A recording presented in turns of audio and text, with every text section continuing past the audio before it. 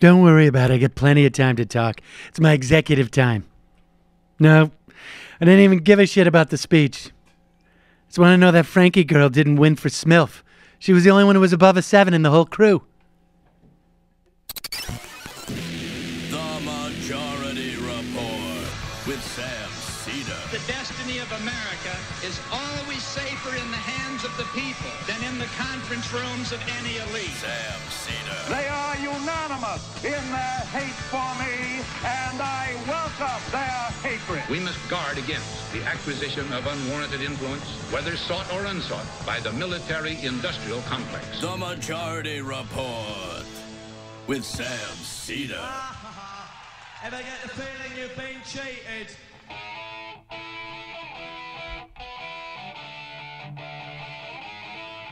It is Monday, January 8th, 2018. My name is Sam Seder. This is the 5-time award-winning Majority Report. We are broadcasting live steps from the industrially ravaged Gowanus Canal in the heartland of America, downtown Brooklyn, USA. On the program today, Professor Kimberly Mehlman-Orozco, Professor of Criminology at George Mason University, author of Hidden in Plain Sight, America's Slaves of the New Millennium. Meanwhile, 2 weeks away from a government shutdown, will Democrats stand up for dreamers? Probably not.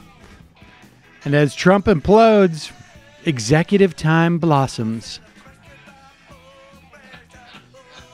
Meanwhile, New Jersey bans the book A New Jim Crow, and New York prisons impose insane package restrictions.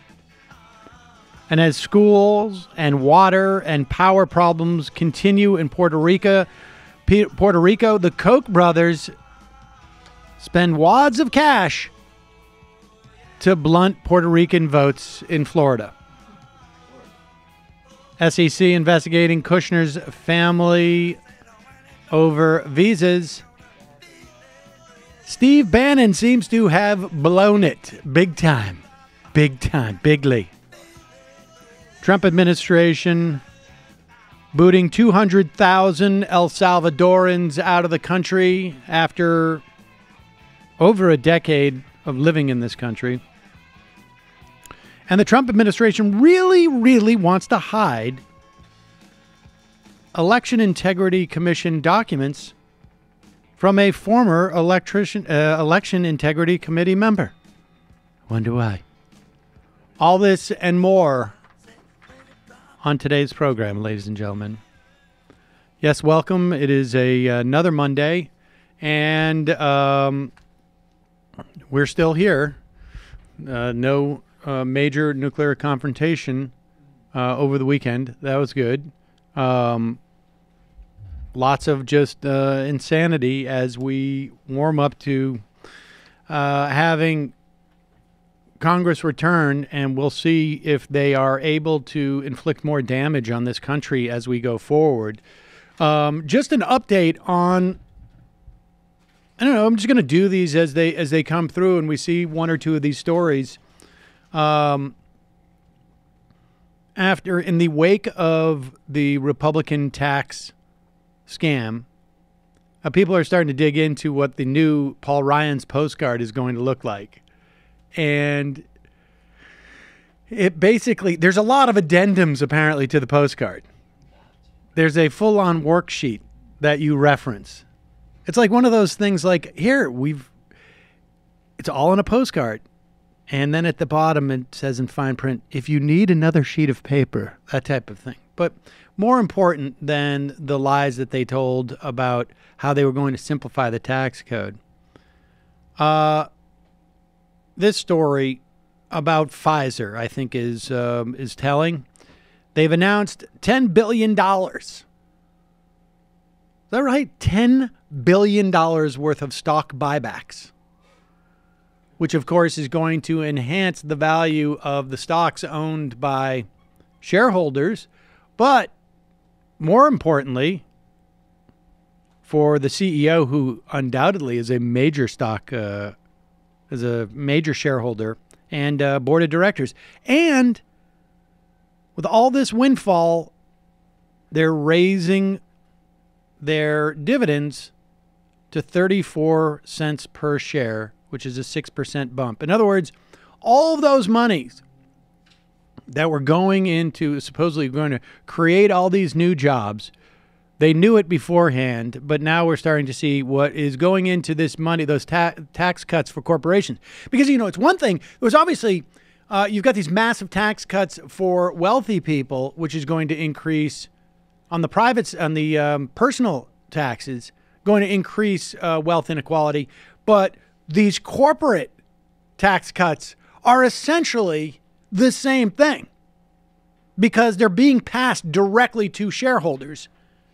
And we're just moving more of the country's wealth into the capital gains tax ledger and into the pockets of the very wealthy. But here's the good news, though. They haven't announced any job increases. However, on the research and development front, which we're told is why you've got to give companies like Pfizer such record profits, they will no longer conduct research and development into finding new drugs to treat Alzheimer's and Parkinson's. So we got that going for us. Ew, Alzheimer's is gross. Mm-hmm. Totally gross.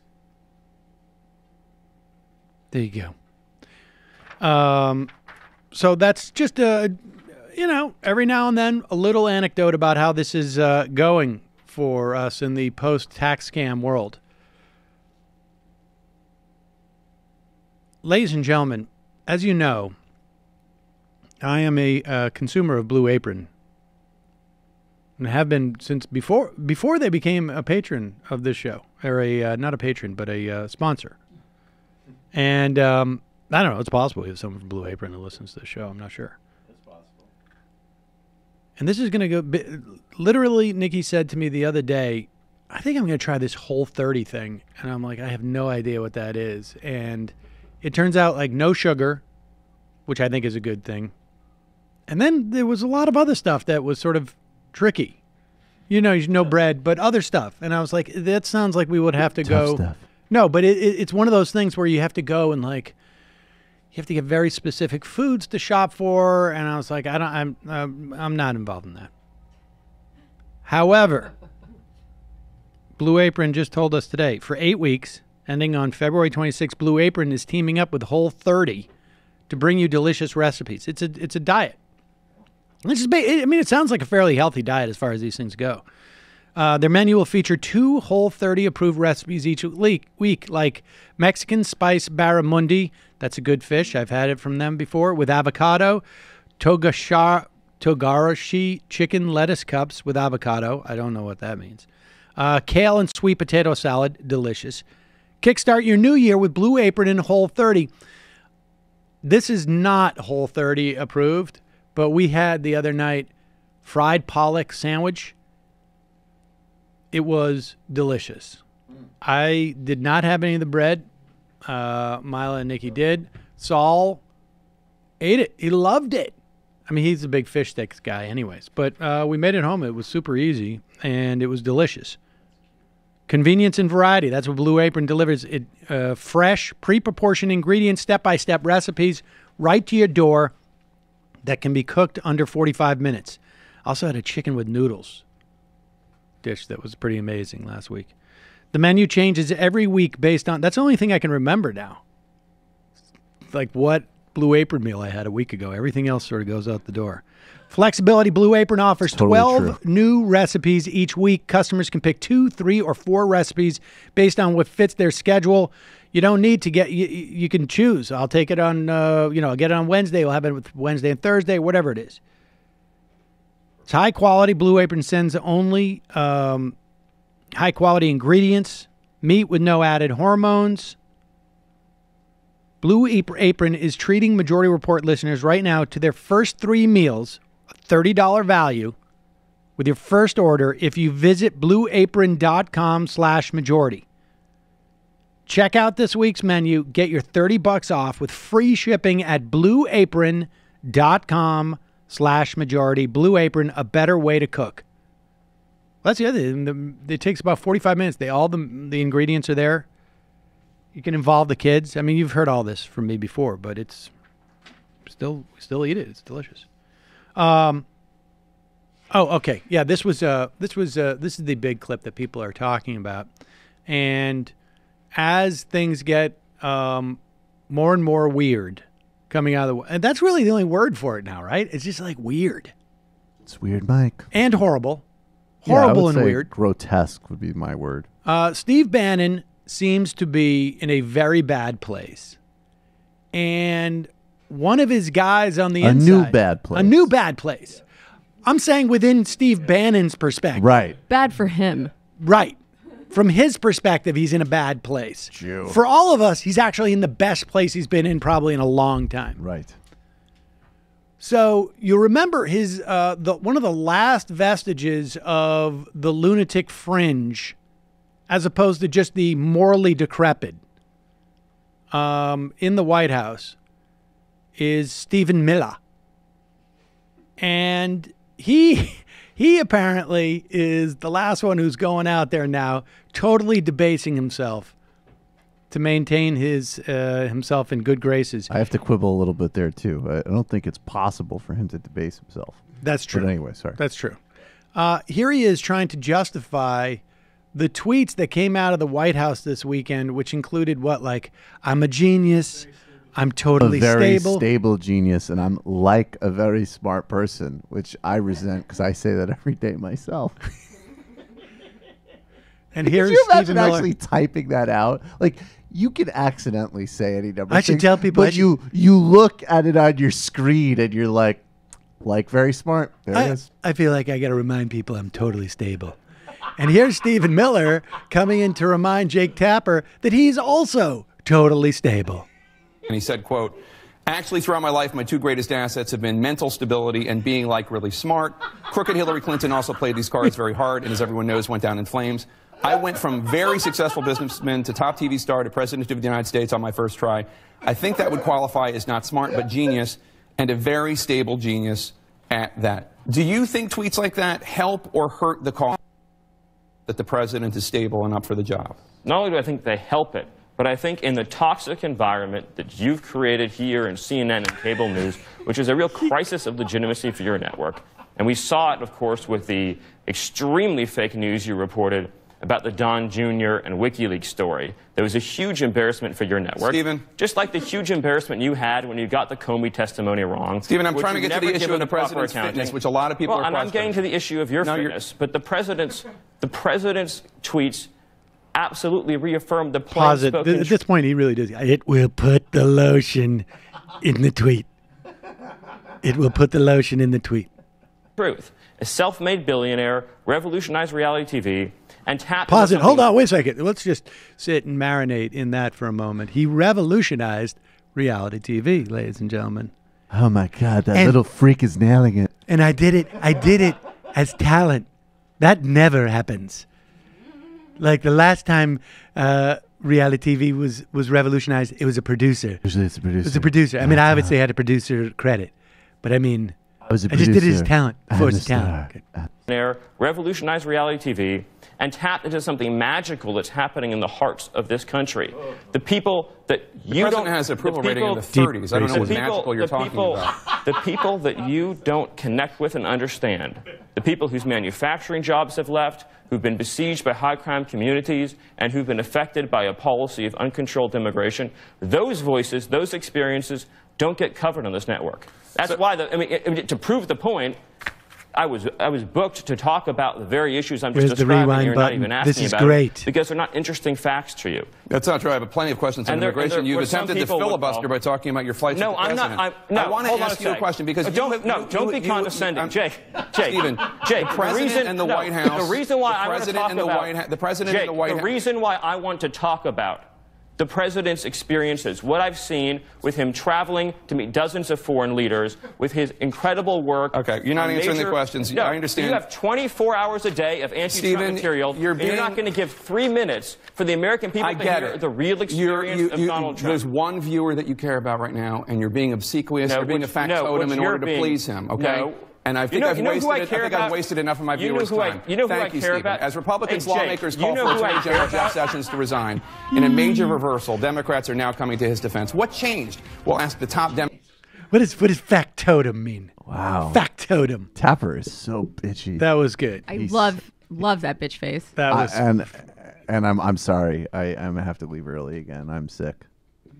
I'm physically ill from looking at that guy's face again. And apparently the word is that, I mean, obviously they cut off Miller's microphone at one point, and I think they may have physically escorted him off the set and out of the studio. Jake, don't be condescending. Don't be condescending. Yeah, Jake sort of did what I read is he just sort of did a thanks for coming sort of thing, and Miller didn't get the point. And Tapper also said this is why nobody has you on TV. There you go. Well, that's how you handle it. I mean, I know as far as the mainstream media goes, it's kind of a Jason versus Freddy situation as far as I'm concerned, but I still love that bitch face. Can't help it. Well, I would also say that should not be the only reason why they don't have him on TV. Right? Like if you can kick people off because they don't play by the medium rules on some level, how about kicking them off because they're just patented liars? Like, I mean, obvious liars. Yeah, good luck covering this administration. Sure. What fun is that? He has to have him on so then he can kick him off again. But that's exactly why Michael Wolff is perfect for this moment. All of these people hand-wringing about him, he's like exactly who should be covering these people. He's unethical and gossip-obsessed. Perfect. Yep. All right, we got to take a quick break. When we come back, we'll be talking to Professor Kimberly Mehlman-Orozco about her book, Hidden in Plain Sight, America's Slaves of the New Millennium. We'll be right back.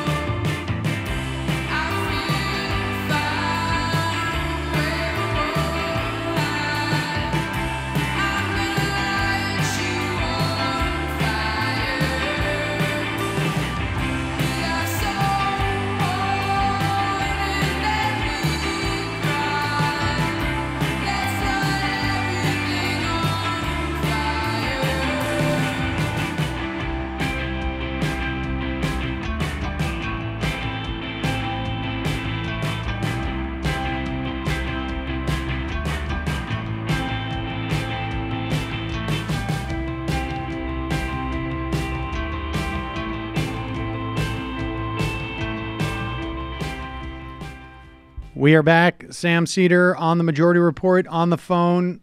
I'd like to welcome to the program Professor of Criminology from George Mason University and author of Hidden in Plain Sight, America's Slaves of the New Millennium, Kimberly Mehlman-Orozco. Kim, welcome to the program. Thank you so much for having me. So let's start with how you, what was from an academic perspective, or what was it that drew you to this topic in the context of criminology? Well, as a graduate student, I thought that I was very well versed in current issues and topics that were affecting our country and our communities. And I just, through happenstance, took a class by Dr. Louise Shelley, who's one of the leading scholars and academics on anti-trafficking research. And it was just really shocking to me to learn that slavery still existed and, in fact, was more prevalent than it had ever been before, and that we still had people being exploited and forced and defrauded and coerced into situations of modern day slavery. And it was just very shocking to me that I hadn't heard about it before, and that coming to find that a lot of these criminals were being met with pretty much impunity with our criminal justice system, and victims were being erroneously criminalized and denied services. It was just really a shock to the conscious, and it was something that really motivated me to look further into the issue and identify evidence-based ways to address this crime and protect victims and prosecute offenders. Well, when you say that slavery could be at its peak, like what are we talking about within this country, and what are we talking about? Just, I guess, I mean, we're talking about specifically in this country, trafficked slaves. What kind of numbers are we talking about? Well, as an evidence-based researcher, I'm reticent to cite any statistics because of the clandestine nature of the crime. I've heard people throw around numbers in the hundreds of thousands, but in reality, we don't have any hard statistics on the number of people who are being victimized.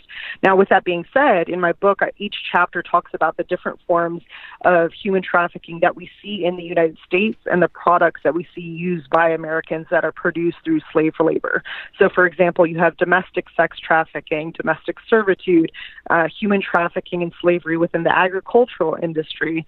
As far as products that we use, the chocolate that we eat, the agricultural farms that produce, tomatoes, or the citrus groves of Florida, there have been human trafficking, slavery type of situations found in each of those industries. You have gang-controlled sex trafficking.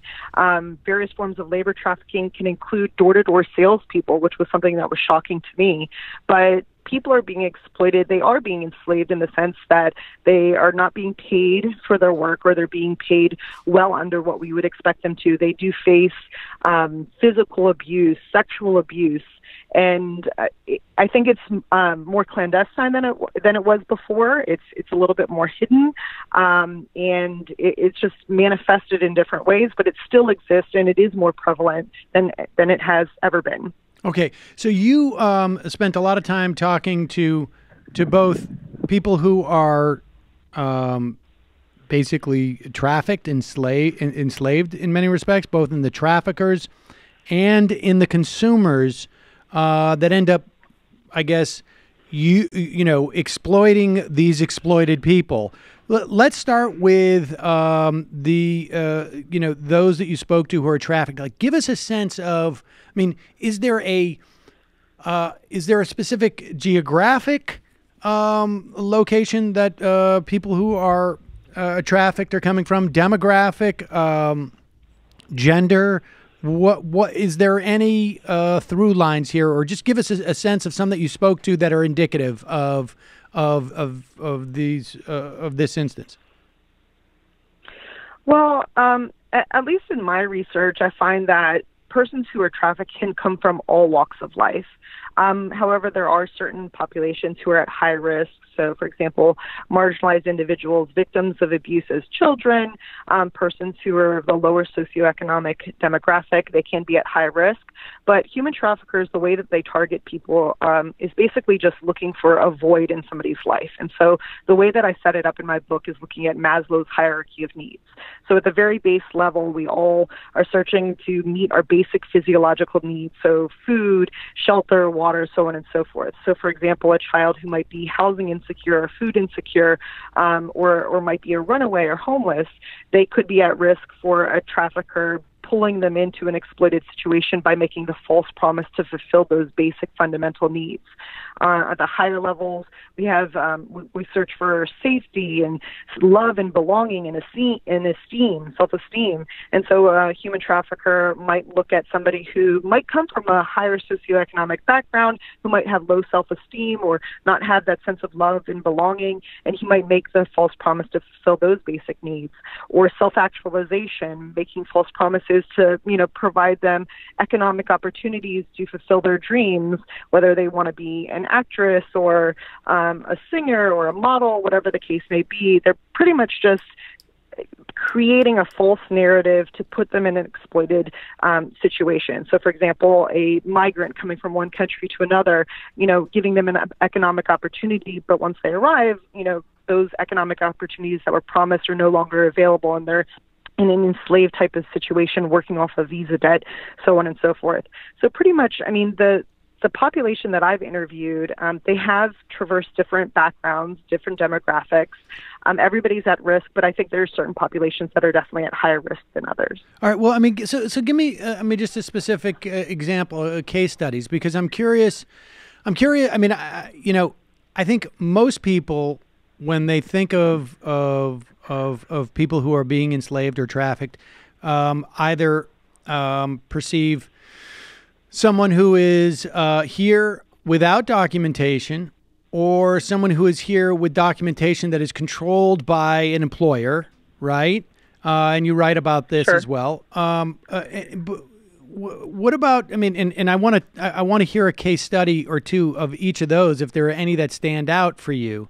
But I'm also curious as to situations where do we have domestic trafficking?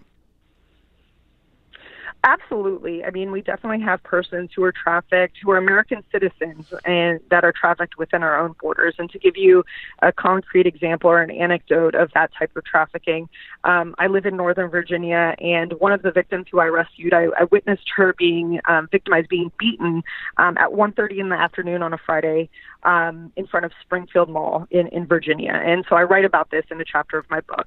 I saw the man who was the driver throw her out, throw luggage at her. He ended up leaving. Long story short, this woman who was in her 30s, I picked her up and got to know her and got her narrative and got her situated in a safe space. But it turns out that she had been trafficked on and off for nearly 20 years. Her first sex trafficker was actually her mother's drug dealer. She had been trafficked on and off, and at times went to seek help, but sometimes she was arrested. So one of the headlines of one of the times that she was victimized, it says, "Prostitute calls police on pimp." And at one point, she was even shot at point-blank range in the leg by one of her sex traffickers. She was shot in the leg, requiring a vascular transfusion, but no one was ever arrested. The sex trafficker who I saw victimizing was actually down here in Virginia from the Northeast on a pretrial release for a malicious wounding against another one of his sex trafficking victims, but that charge was eventually dropped when the victim could no longer be located. So this woman, she was a U.S.-born citizen, but she had been sex trafficked. She had never known a conventional romantic relationship. They've always been sex traffickers who have used her, exploited her, abused her, and there were just so many missed opportunities for her rescue. So that's a concrete example of domestic sex trafficking. But you're absolutely right. We do have a number of people coming into the country without documentation. So given the militarization of our southern border, a lot more people are relying on smugglers. Over 90% of undocumented migrants are using smugglers. They're paying those smugglers between $5,000 to $10,000 US to come to the United States. But when you're relying on an illicit organized crime group to migrate you from one country to another, that group actually might be involved in human trafficking as well. So oftentimes what we'll see is once that undocumented migrant gets to the United States, they were deceived on the nature of the job that they're going to be provided, the compensation, or even just the migration fees will go from $10,000 to $20,000, and they'll be put in an indentured servitude type of situation. So those are two, case study type of examples of human trafficking that you will see within the United States. And in that latter example, we're basically talking about sort of, some type of blackmail, right? And that, I would imagine also, if you have people who came into the country with a a working visa or a guest working type of situation, we're looking at blackmail. If you don't work this, if you don't work for me for free, or working off, theoretically you're working off your what you owe me, I'm going to turn you into the authorities. Is that basically what it is? I mean, it seems like it's either a financial or I guess emotional blackmail on some level. I don't know if I would call it blackmail per se, but I mean, it is that they do have, I guess, a type of collateral. They are holding on to something that is of great importance to these undocumented individuals, but it's not just undocumented persons. So, for example, in my book, I talk about the trafficking of legal immigrants. So legal non-immigrants who are coming to our country on temporary visas as guest workers. We know that the employer holds an incredible amount of discretion and authority over them, holds on to sometimes their paperwork, houses them in deplorable conditions, sometimes will give them drugs to help them work longer and keep them indebted. So it's definitely an indentured servitude type of situation that does affect both undocumented populations, but also persons who come into the country legally as well. So I definitely think that they have some power and discretion that has not been addressed within our immigration policies, and that needs to be looked at with greater scrutiny, because it's something that we do see quite often. Well, give us a profile of the traffickers. I mean, I know you spoke to a lot of traffickers, and you found them surprisingly, I guess, I don't know what the word I would encompass it, but they were not as the caricatures that one might expect. Absolutely. So, I mean, initially, when I talk to my students or make presentations, I talk about, I guess, the typical narrative of a human trafficking situation. A lot of people will think of the movie Taken with Liam Neeson, where you have a clearly innocent victim, and you have the bad guys that are, gun-wielding Albanian mobsters that are just kind of using brute force or drugging these girls and kidnapping them, and that's what they think of when they envision a human trafficking situation. The reality is that a skilled and or experienced human trafficker is able to coerce and deceive and actually convince their victim using words or coercion or deception into an exploitable situation. And so one of the things that I found in my interviews is that these men were extremely intelligent and charismatic. They were chameleons in the sense that they can sort of weave their way into interacting on par with their conversants. So when they saw that I was a PhD academic, they tried to flex their intellectual muscle by quoting great philosophers from memory, telling me how some of them spoke 4 languages, and just really trying to show me how smart they were, because that's what they thought would appeal to my senses. So they can sort of manipulate how they interact depending on their victim or who their target is. And they were just incredibly kind, and they appeared to be genuine, portrayed themselves as lovers and Casanovas and heroes, when in reality, pretty much every word out of their mouth is deception and kind of trying to lead their victim into a predetermined exploitable situation. And so that was one of the things that was really shocking to me, and I think most people really take for granted. They think that they would be able to discern the bad guy, the human trafficker, from somebody who's not trying to exploit them, and being able to tell the difference, it's not so easy. And that's actually one of the reasons why I serve as an expert witness in human trafficking cases, is to bridge that knowledge gap for juries and judges and to show them what human trafficking actually looks like. Yeah, I was going to ask, like, what happens when these type of cases go to court? I mean, are court systems are they set up to handle these type of cases? Do we have talk about it in terms of the courts before we get to statutes? Well, I mean, this is something that I've written about at length, and it's something that's featured in my book as well. One of the things that was surprising to me, you see a lot of stories about human trafficking arrests and rescues, right? So you have the FBI, Operation Cross Country. This is how many people we arrested, how many people we rescued, and a lot of people trying to brag about those accomplishments for public accolade. But in reality, if you actually trace those cases back to, if you follow them to conviction or dismissal, a lot of these guys are getting their case dismissed, or they're pleading to tangentially related crimes that carry very little punishment. So a great example of that is the story of peach therapy. If you Google peach therapy, there are tons of Washington Post stories about this erotic massage parlor that was trafficking women from, I believe, South Korea into New York, and from New York to my childhood suburb of Annandale, Virginia. And they were talking about this was a human trafficking arrest, but the proprietor eventually only was she was convicted, but she was only sentenced to, I think, 3 years in federal prison and a couple $100,000 fine. And 3 months after she was convicted, Washington Post reporter Tom Jackman went to that establishment, and a woman in hot pants and heavy makeup answered the door, and it was still up and running. I mean, it was had a different name, same building, same phone number, still men claiming to have received sexual services. And to this day, they're still posting in the Women for Men dating section of Backpage.com.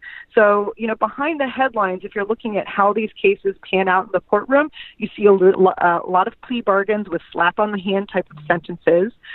When I serve as an expert witness on cases, I try to bridge the credibility gap of victims and educate the jurors and judges. And so, every once in a while, you do see human trafficking convictions that do have a punishment that's equivalent to the severity of the crime.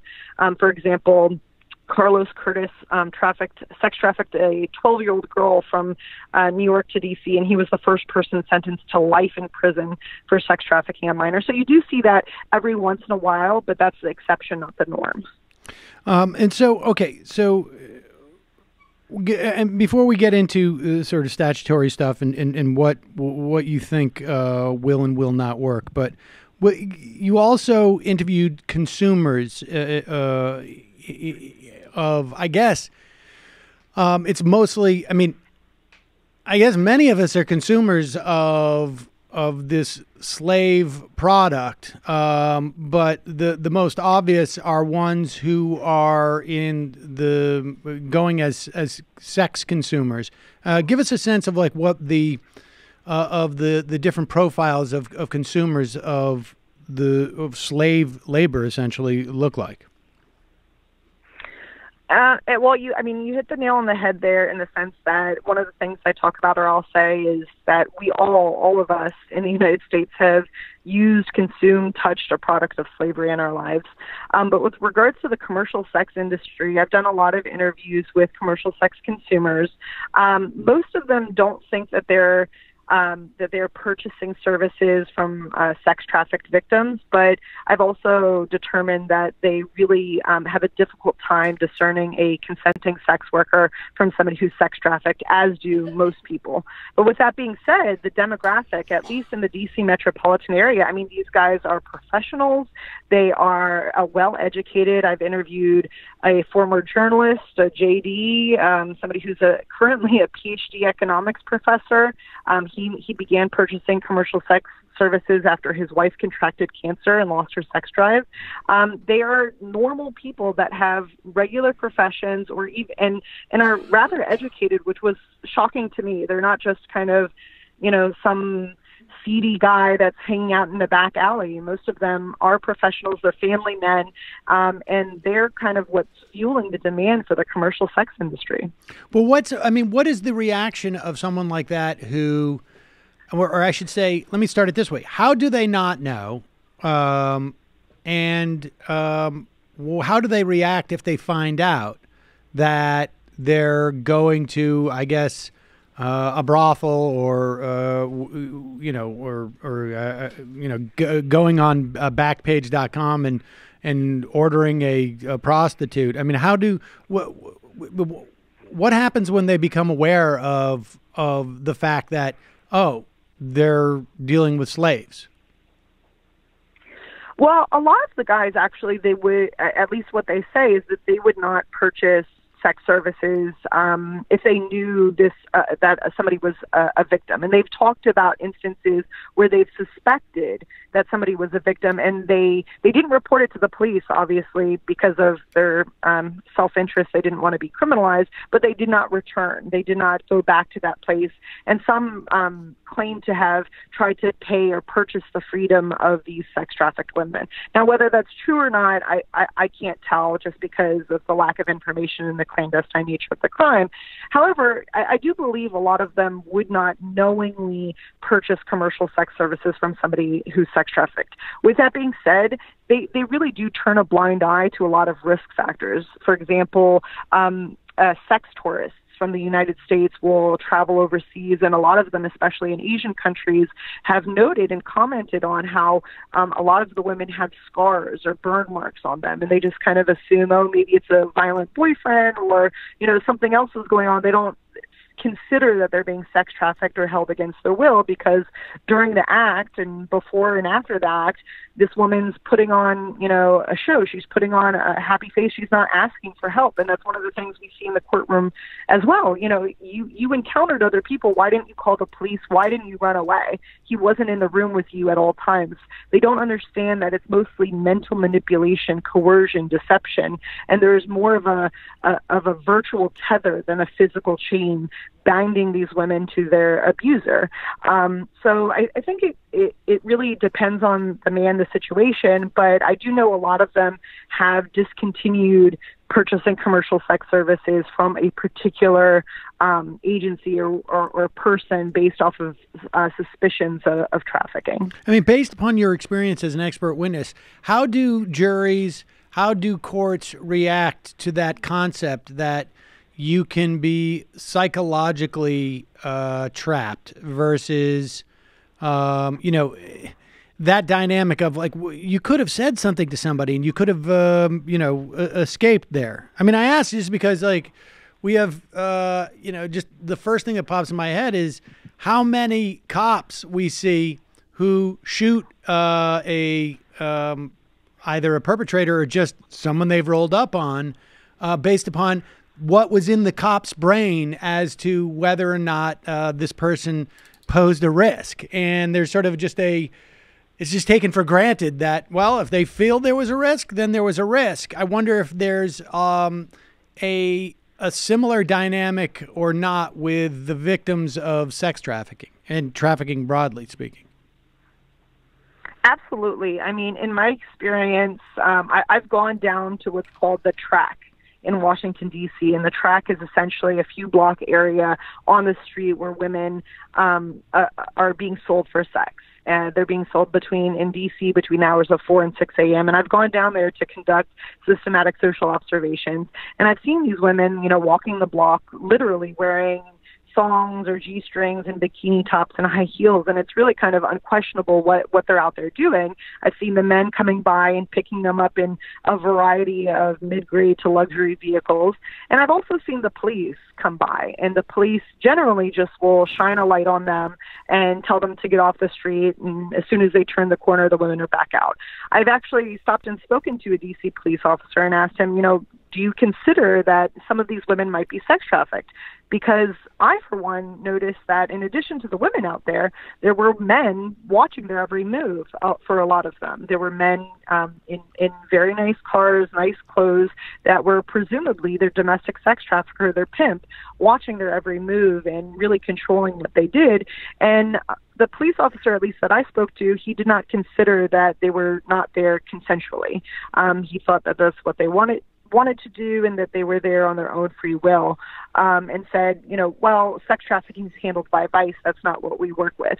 So we definitely do have some tunnel vision about what a sex trafficking victim looks like. And one of the problems with that is a lot of the materials that are being disseminated, for example, by the Blue campaign in the federal government, show a victim as somebody who's, like, physically, you can tell they're being beaten, that they're being chained to a bed, and that's not what sex trafficking looks like. So I definitely think that when I serve as an expert witness, I don't know, and I haven't done an exit poll of jurors, but I see a lot of heads nodding and really kind of like the look of a light bulb going off when they say, oh, well, that makes sense. That's how one man can control 6 different women simultaneously. That's why they didn't run away. That's why they didn't call the police.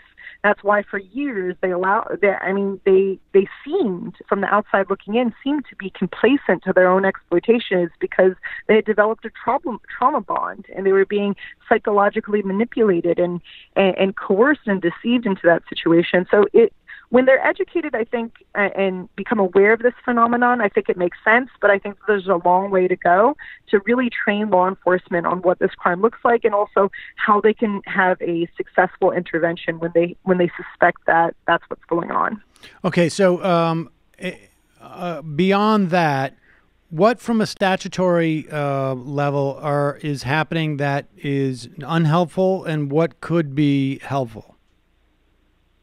Well, one of the biggest or most hotly debated pieces of legislation right now is called the Stop Enabling Sex Traffickers Act.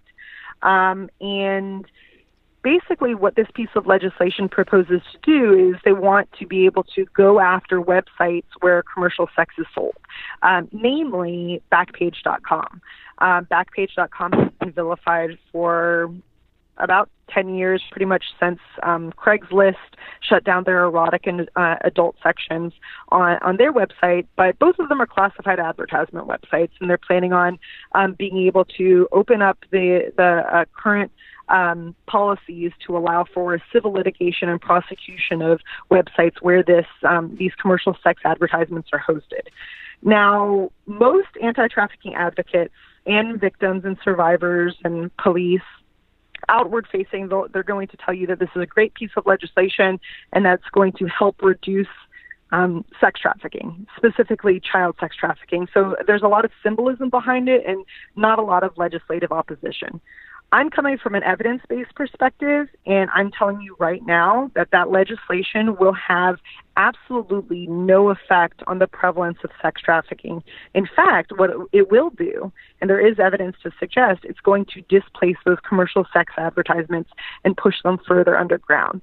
Right now, because of the work that I do and my familiarity with law enforcement tactics, I know that Backpage is being used as the key catalyst for arrest, use, and arrest.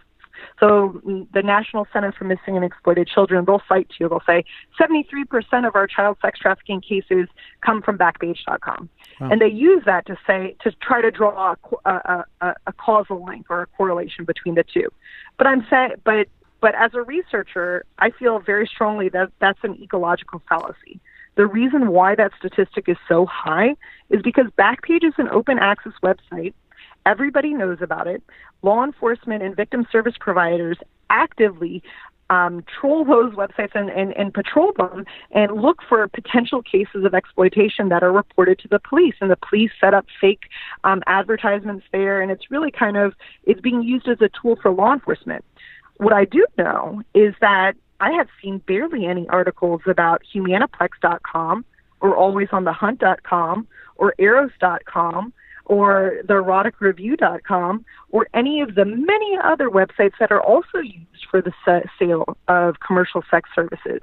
And you don't want to displace all of those advertisements to a variety of websites, because it's going to be more difficult to patrol and to look for arrest and rescues. In addition, you can displace it to password protected or secret websites. So another great example, remember earlier in the segment, I had mentioned the PhD economics professor who purchases commercial sex services. He doesn't go on Backpage.com. He belongs to a secret Facebook group. And that's where he purchased, that's through peer-to-peer referral, and that's how he purchases sex services. Mm. That's not something that police can search for, that I'm going to be aware of or gain access to. It's something that is more difficult to patrol and identify cases for intervention. So I'm against that legislation. Okay, and because basically it's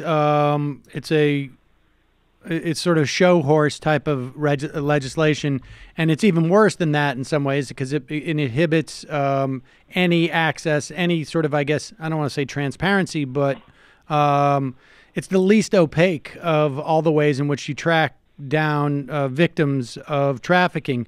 What about the the notion of decriminalizing or legalizing the sex work in general. What is from a remedy standpoint of a trafficking issue? I mean, what is your perspective on that debate?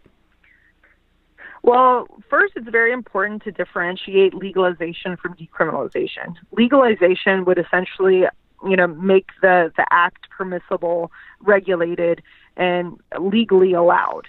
An example of that would be the FKK clubs in Germany.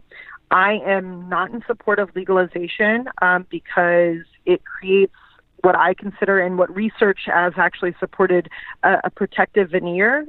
So basically, people are still being trafficked from other countries or within their own country, but now you have the veneer of legalization to say, oh, well, this isn't sex trafficking, this isn't something that's an illicit activity, she's here consensually, and you don't have people looking into whether she is being a woman or man is being manipulated or coerced or exploited in that situation, or it's more difficult to look into it. So, for example, looking at the women that are working in the FKK clubs in Germany, from men who have received services there, they do suspect that some of those women are being sex trafficked, even though it is, quote unquote, the commercial sex industry is legal. Aside from that, there is decriminalization. Now, decriminalization means that the act is still illegal, but the penalties are less, or police officers are more able to use discretion when and if they choose to cite somebody or find them guilty or cite them or arrest them for a particular crime. I am in support of decriminalization, as is Amnesty International, and the reason being is that it is so difficult, at first blush, to discern a consenting sex worker from a sex trafficked victim. And because of that difficulty, you end up erroneously arresting victims often. Victims often report being arrested over and over again for prostitution-related crimes. It undermines their trust with law enforcement, their inclination to cooperate with investigations, and it really does hurt our ability to actually go after the bad guy. So I am in support of decriminalizing sex workers and and empowering them to come forward when and if they are a victim of a serious crime. And I don't think that is in anyone's best interest to further criminalize them and keep these crimes clandestine. I'm not clear on what the downside is of legalization. I mean, I think your argument, obviously, of decriminalization makes a lot of sense, but it seems to me you get in a legalization framework, you have the decriminalization benefits, but you also then have perhaps regimes for protection of sex workers and some mechanism to ensure who enters into the business, theoretically controlling the organization, the capital in this instance.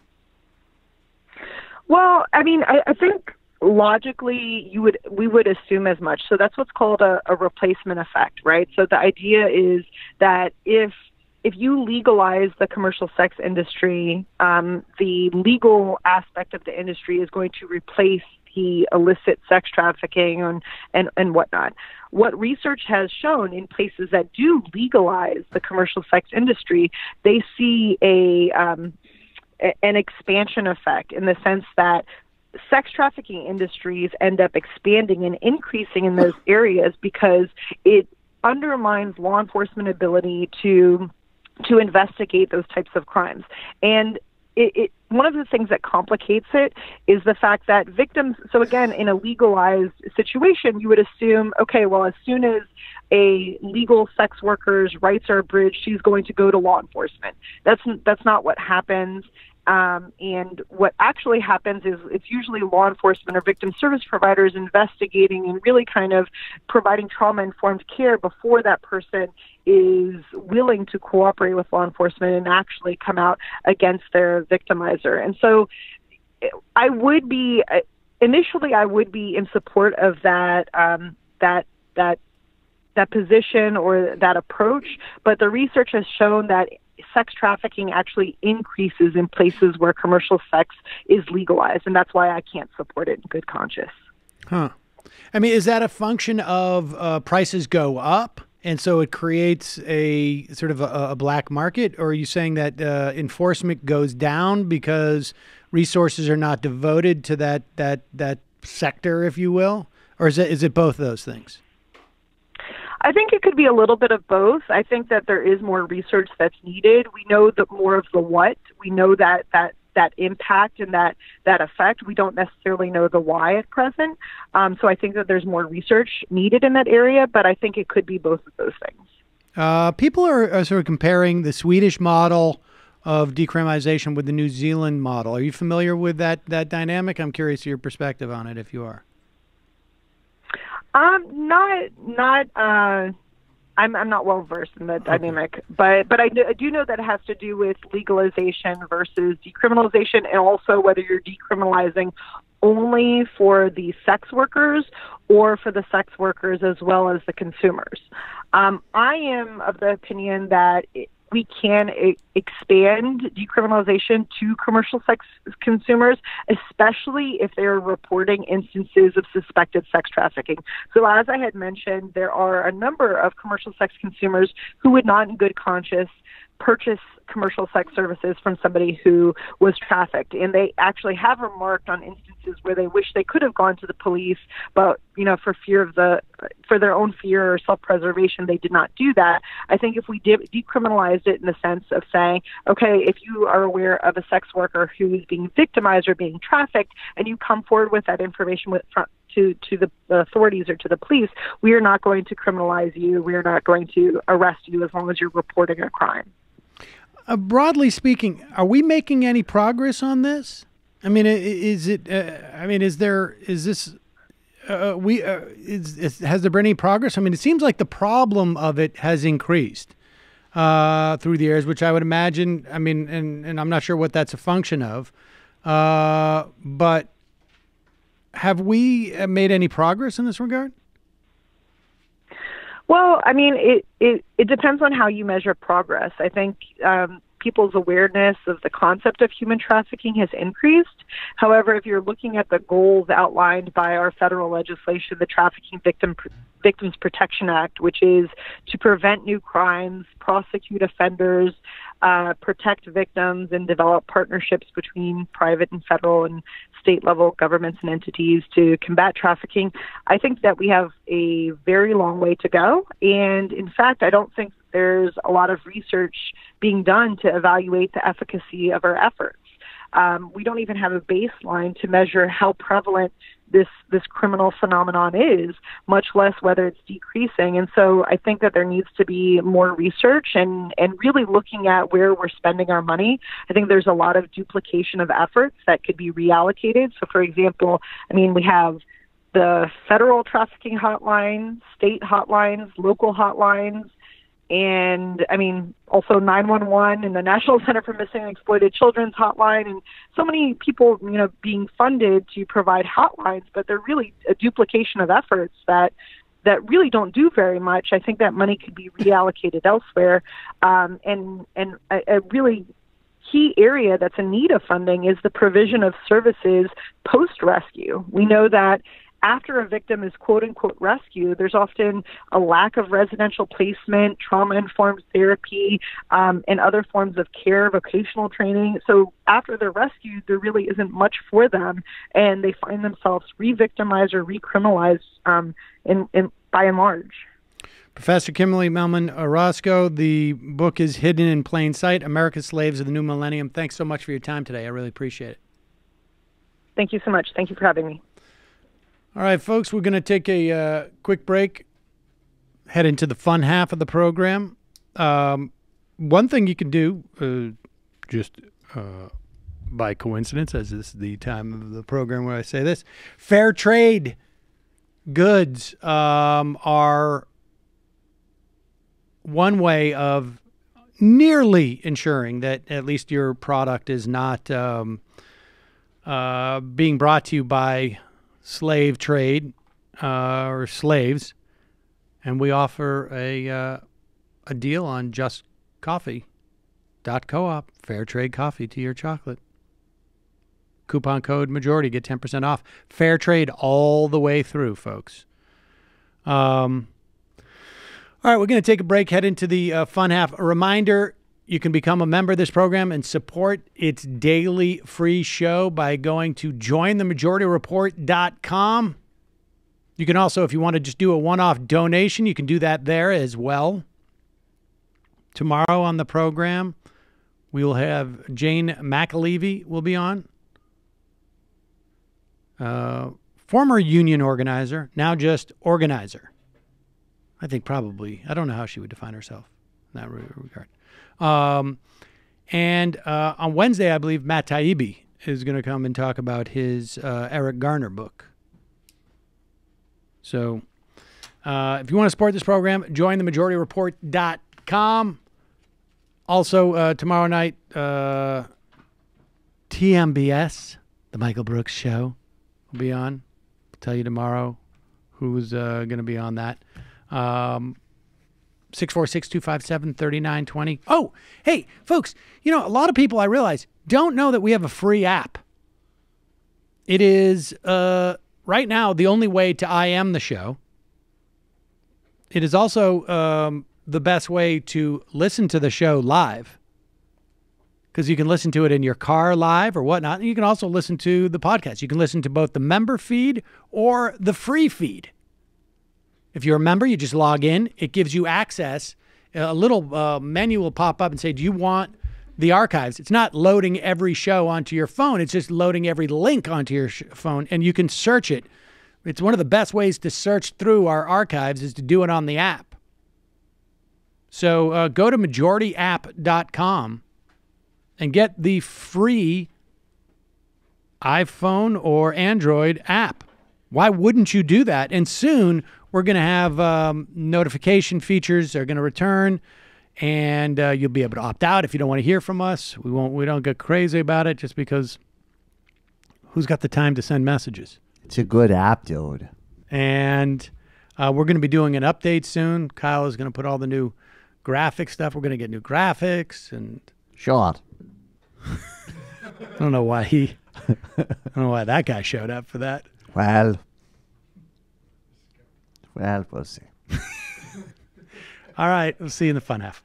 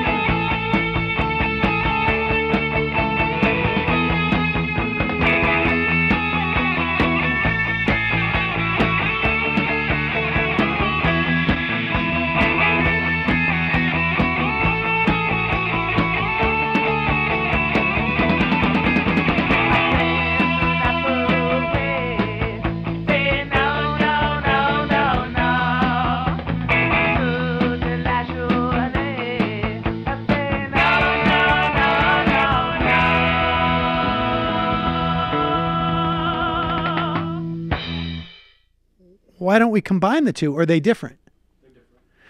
Folks, we're just around the office having a conversation about the Majority Report Spotify Music of the Day playlists. For some reason, Matt abandoned one and then started another one, and I have a feeling it's because the first one involved songs that I had picked out. No, and that's you didn't not want why. to be tainted. There was the one that sucked, and then there was the post-suck one. The real reason is that the original one, I was actually doing it every single day. The second one is I'm a bit more lax about when I put the Oh, you didn't want the things into pressure. it. And There so, were yeah, there's two less ways pressure in on- which the second one was better. First, And you it can't was change the name Sam's of the first music. one? I should just delete that one. Secondly, No, don't delete it. There's nobody really Oh, you following just that blew one. I follow it. Dude. Oh, I didn't know that. You just congratulations. You just It was played the only yourself. one I could find. Way to mention it. He would What have we never should do, noticed. I mean, if they're separate lists, then we should have both of them out there. We just need a way of associating these lists. I mean, I'll put them on the new site when I get off my Dude, butt he would and have start filling discovered up. it was deleted like a year from now and had a conniption in the office. You just totally owned yourself. Yep. Although, granted, it would have been No, pretty it's intense. honestly like I'm been starting to play it more. Really? Oh yeah. What the hell's going on with you? You're listening to music all of a sudden? That's Well, disturbing. Yep. Yep. It's believe me, Jesus. a lot of disturbing stuff. Don't get a motorcycle or anything. All right. Yeah. A little late for that. No. Calling from a 509 area code. Who's this? Where are you calling from? Yeah, hold on a second. He's on the line. Hey, is this Sam? Yes. Hey, this is Ronald Reagan. Oh, Ronald Reagan. Hi, how are you? Congratulations, Ronald Reagan. For those who are not aware and who do not look at my tweets, Ronald Reagan just won a pretty good, I mean, what would you call this? A case or a ruling for one of your clients? I mean, it's, small things, I guess. Right? I mean, small victories? Yeah, can I talk? Yeah, let me talk about that in just a minute, if you don't mind. I just wanted to ask you something else. You were in Hollywood for a while, right? That's correct. Yes, I was in Hollywood. I'm not sure what you mean by that, but I've been to Hollywood. Right. Lots of beautiful ladies out there, huh? Yes. Lots of beautiful men. I bet you. Lots of also unattractive people. I bet you had some success with the ladies out there, right? Sure, of course. And I know you're married. I know you're married now, but you probably still mess around with those ladies, don't you? Well, when I get the time to go out to Hollywood. Yeah. So, I mean, probably a lot better than your wife, right? In the bed, sexually. Well, I mean, I'm not out there for an extended period of time, but No, he's answering. He's answering right now. Yeah. No, go ahead. Go ahead. Say it loud, though. I need you to really speak into the mic. Ronald Reagan, you realize you and I are not the only ones on this call. We're broadcasting this. Oh. You don't have to do anything on speakerphone. Oh, okay. Just listen to the podcast later. Yeah, just listen to it later. Yeah, okay. Or just All right. listen live on YouTube. All right. Yeah, I'll talk to you later. Okay. Yeah, all right. So I just wanted to... yeah, so to get back to your earlier point, I've got a client who his wife was... yeah. You can, what do you call it? Reset? Should we reset? Let's just hold on for a second. Let's do a little palate cleansing music. Yeah. We're going to want to separate this too so that any of Ronald Reagan's future clients might also be a little bit hesitant to reveal anything to him. Yeah. Yeah. So, you're in big trouble tonight, though, big guy. Oh, believe me. Big trouble. Oh, if you knew half of it. Yes. So I've got a client who his wife was deported back in June, and he spoke to the newspaper about how hard it is to get your wife deported. And then in November, I showed up, and they arrested him, and they said, "You're the one from the newspaper." And he has no criminal history, no record other than the fact that he came here 16 years ago without papers. And he's got 2 U.S. citizen daughters. And it's interesting, actually, looking at the government evidence packet. They basically spent like 5 years, or 5 months from the date his wife was deported till November, following him around. It's really odd. It's a really, really weird case. But they set the bond at $25,000, which is so much money. And well, also, I mean, and so isn't the theory that they put bond there because you're a flight risk, right? I mean, right. Isn't the idea? Right. He's just exactly the opposite. I mean, right? Like the guy wants to stay with his daughters. You are taking him to court to maybe kick him out of the country, and then you turn around and say, we're going to charge you $25,000 because you're a flight risk. It doesn't make any sense. Right. So just to get the bond hearing, I mean, he's been detained since the end of November, so it's like a month and a half just to have a hearing where a judge can redetermine the bond. So anyways, they lowered the bond to $5,000 and he paid it and got out, which is great. And it's a weird case, and it's also sort of, if you look at the government evidence packet, you see that these agents are like following him around. It's like such a tremendous waste of resources to think that with all the stuff that's going on, this is the best way that these people decide, to spend their time and their money. It's really pretty crazy. And so yeah, things right now. I think he's got a good case for winning his green card. So we'll see what happens with that. It's going to take probably 6 to 8 years for his removal case to finish because the courts are so backlogged. But they're trying to hire new judges, and Jeff Sessions is trying to, basically undermine the rule of law. So we'll see what happens. But isn't this in the next little bit? Isn't this, in some level, what in practice Mitt Romney's, prescription of self-deportation looks like?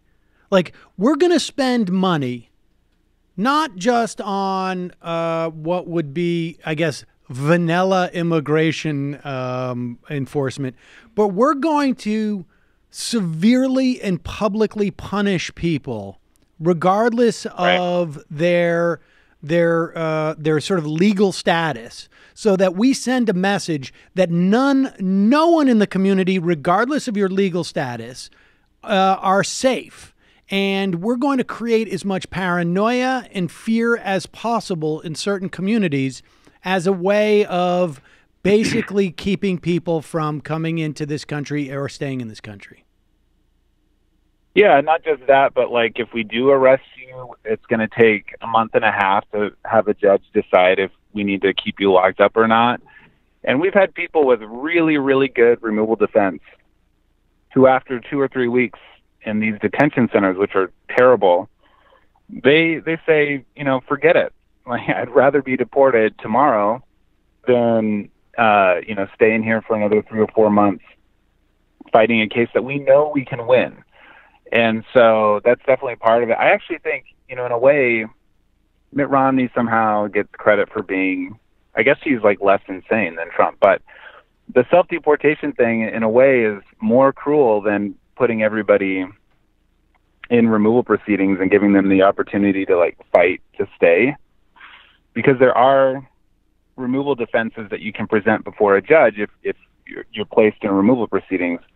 But if your goal is just to make it so shitty that people would rather go back to a war-torn country or a third world country than stay here, then there's something actually more cruel about that, in a way. And speaking of cruel, they ended TPS for El Salvador. Yes, 200,000 El Salvadorans. And just explain what TPS is. It's basically a almost like a waiver program, a temporary waiver program. If you come from a country, in this instance, you're talking about hundreds of thousands of El Salvadorans who came following a massive earthquake, which left still, I think, about 1 million people homeless. Is that right? in that country. I mean, they're not. Yeah. They don't Yeah, recover so- from the. Yeah. Go ahead. Yeah, well, TPS it's kind of like DACA, so it's a temporary work permit that you can renew every couple of years, but there's a cutoff date, so you have to show that you have been in the United States since whatever date it was, and so I'm not sure right off the top of my head the cutoff date for El Salvador, but it's somewhere in the 1990s, I think.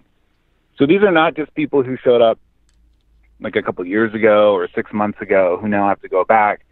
These are people with roots pretty deeply cemented into their communities, with kids here, and that now they're basically either being told that they need to go back, or they're going to be. I mean, the reality is they're just going to end up without a work permit, but they're not all going to be rounded up and deported. And so it's really terrible because typically to get rid of TPS, you need to show that conditions have improved at the point where it's reasonable to have people go back. And really, in the past, TPS hasn't been rescinded, I think, once for like Liberia or something like that. But Trump has already gotten rid of TPS for Haiti, which is also not improved, Sudan, and now El Salvador, and I think Honduras too, or Honduras is on its way. And so it's really, really terrible, and it doesn't really make any sense either. It's just pure racism. That's all this is. And I'm just hoping, Oprah's got something lined up to, deal with this issue. Right. President Oprah. Propra. Yeah. But anyways, Oprah. Right. Hey. Bingo. That's pretty good, actually. One super last thing that flew under the radar last week, Jeff Sessions referred a case to himself. So he's basically going to decide this immigration appeal on whether or not immigration judges have the ability or the right, I guess, to administratively close removal proceedings. And that was something that was done a lot during the Obama administration for low priority cases for people who were in removal proceedings but maybe had lots of kids or time in the country. Excuse me. And basically this is seen as sort of a precursor to reopening all the administratively closed cases that were closed during the Obama administration. Oh, geez. So in other words, taking people and dumping them back into removal proceedings. So unbelievable. Yeah, it's pretty rad. All right. Well, appreciate Thanks the for taking my call. Yep. Thank you. Always with good news. This is a real feel-good show today. Jesus. All right. Well, at least this dude. This is feel good. At least this is a little bit feel good. This is Representative Don Shooter. Not kidding. Not kidding. He is a Arizona state lawmaker from Yuma, Arizona. He's a Republican, 65 years old. He has been accused of sexual harassment by, what are we up to now? 8 women? I think I saw 9. 9 women. The last of which I think was in November. We have the classic contemporaneous talking about the harassment, et cetera, et cetera. And this guy is really opening himself up. There's nothing like a guy who's willing to at least address these accusations. Remember, this is someone being paid by the taxpayers, and here he is. He's being asked about these accusations by a reporter from Arizona's Family. Arizona's Family, is that what it is? It's a political editor. Dennis Welch asked him just this Friday about the ongoing sexual harassment investigation in which he's involved. Representative Shooter, Get out of here. we want to ask you to respond to all the women that have made accusations. There against you. is a ongoing investigation. Can't comment. Well, you've got to comment about the women, what the women are saying about you. No, Dennis, I don't have to. There's an ongoing investigation. Okay, do you think this is a distraction from the legislative session? There's an ongoing investigation. I will have no comment. There's an ongoing investigation. I will have no comment. Do you? Any confusion? No, there's no confusion. At a certain point, you are the one that's harassing people. Pause it now. Now, the representative, Don Shooter, does not seem to understand what sexual harassment is about. But, of course, as a Republican, he naturally adopts the conservative aggrievement pose. It's all about how I'm getting harassed just because I harassed, in quotes, 9, in quotes, women. 2 rights don't make a wrong. 10 wrongs don't make a right. Now, we could just leave it there. And he says, look, please, I'd like to sit and eat lunch. I know you want a quote from me, but I'm not going to give you one because I don't feel it's my responsibility to even pretend that this exists. But that's not what Representative Don Shooter does. No, there's no At confusion. a certain point, you are the one that's harassing people. I'm not harassing you. You are harassing me. I feel harassed. I feel harassed. Sir. Yeah, well, I feel harassed in public. But you're Pause elected it. official. So, and here he is also now taking the opportunity to say, like, oh, I'm just doing the same thing that all these women do. I feel harassed. You say I'm not harassing, you're not harassing me, but the definition of harassment is if I feel harassed. But that's not where it ends. So you should be answering these kinds of questions. You've been accused of some serious... Nice.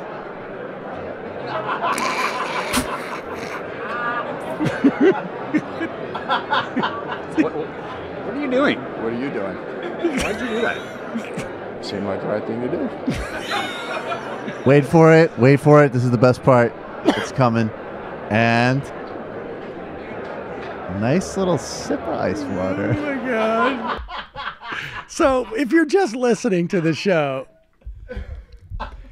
go to YouTube and watch our clip of this. He at one point decides that the right thing to do was to, all right, well, here, let's play it again. Here he goes. So the reporter asks him, like, look, you got to talk about this. And Shooter sort of walks off, and then he realizes, like, he's still on camera. And so he walks up into the face of the camera. And as the camera tries to turn around away from him, he keeps following the camera with his face right in the camera and does a full 360. It's like a do-si-do. Go ahead. Questions. You've been accused of some serious... There he goes. He walks up into the camera, into the face of the camera, into the face of the camera, staring at the camera. And the reporter is just like, what are you doing? He does actually a 720. What are you doing? Why'd you do that? Seemed like the right thing to do. He's so confident. Seemed like the right thing to do. He just went over and wet my whistle here. A little sip of water because I feel like I might be having a heart attack. This is what happens when you elect dumb jocks to office. Like, seriously, he reminds me of the kid from American Vandal in this clip. He's totally trying to intimidate Felt them. like the right thing to do. Like, you're a harasser. You're harassing. Gets used to harass you now. It's you. There was a quality where he felt like, I think what he wanted to do was get into a physical confrontation with the cameraman. And then he realized, like, I can't do it. Yeah. And so he's holding himself back as he spins around. Like, it's just like, I'm going to count to 10. What kind of existential moment is that for him? Just looking into the dark lens, realizing like he's like really humiliated himself. Never going federal. I'm never going statewide. The girl at the Arby's wasn't even that hot anyways. That cameraman went to the same school as that guy that kept the camera on Trump after Dickerson asked him about Obama being like worse than Watergate, and Trump went back to his desk and like just shuffled the papers. Got papers, lots of work, paperwork, things to read. I've moved on with my life. This is what I'm doing. Totally over this interaction, means nothing to me. Definitely not having an impact on my emotions. Completely immune. I am not even, have no idea what you're talking about. Now, look, folks, I know this is today's show was we talked about a lot of stuff that was a little bit disturbing, and but as disturbing as those things were, I don't know that there's anything more disturbing than we're about to show you. This is a promotional video for a new program on Fox News. It is entitled Wise Guys. Oh, I thought you meant it's entitled "Life's Over, Forget About It, We're Done." For just like for one moment, like, look, I want you to contemplate what would be the most Fox News thing that you could do that is like so over the top that it's almost like it's too ham-fisted, right? Like this is Fox too long ago, where before they had any self-awareness. Well, this is it. It is, well, here. Play it. America at a crossroads. Our nation's most pressing issues. Powerful discussion. Sunday on a special presentation, The Wise Guys, hosted by Bill Bennett. It is a show of 5 elderly men sitting around a table in a hotel room. Bill Bennett, Steve Wynn, the owner of the Wynn Hotel, the Mirage and whatnot, Oliver North, criminal who got off, who was pardoned, Alan Dershowitz, maybe a criminal who has not yet been charged, but who knows, sitting around a table. It is hosted by Dr. Bill Bennett. It takes place and is shot at the Wynn Hotel in Las Vegas. It's a hotel, actually, I've been to many, many times for a conference. One feature about Dr. Bill Bennett, if you're not aware of Dr. Bill Bennett, is that he had a bit of a scandal when it came to excessive debt. And that excessive debt apparently was a function of an extreme amount of gambling that he was involved with. So, black kids need to get morals. Yes, I will increase my VIG, Mr. Wynn. That could happen on air now. In his book, The Book of Virtues, which was a compilation of moral stories about courage, responsibility, friendship, and other examples of virtue, it did not address his gambling problem in which he lost millions of dollars. Wow. Yep. How did he have that much money to begin with? What was his hustle?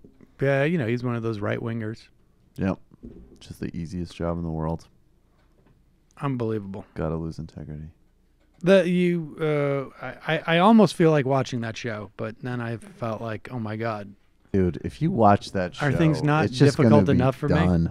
No, Sean will hate watch that show, and I will watch it with him and report back. Yeah. Do should research do that. for us. Take some time codes. Yeah. Look, fake news has gotten apparently even worse. This according to Alex Jones. So there's fake news, and then there's devil spawn news.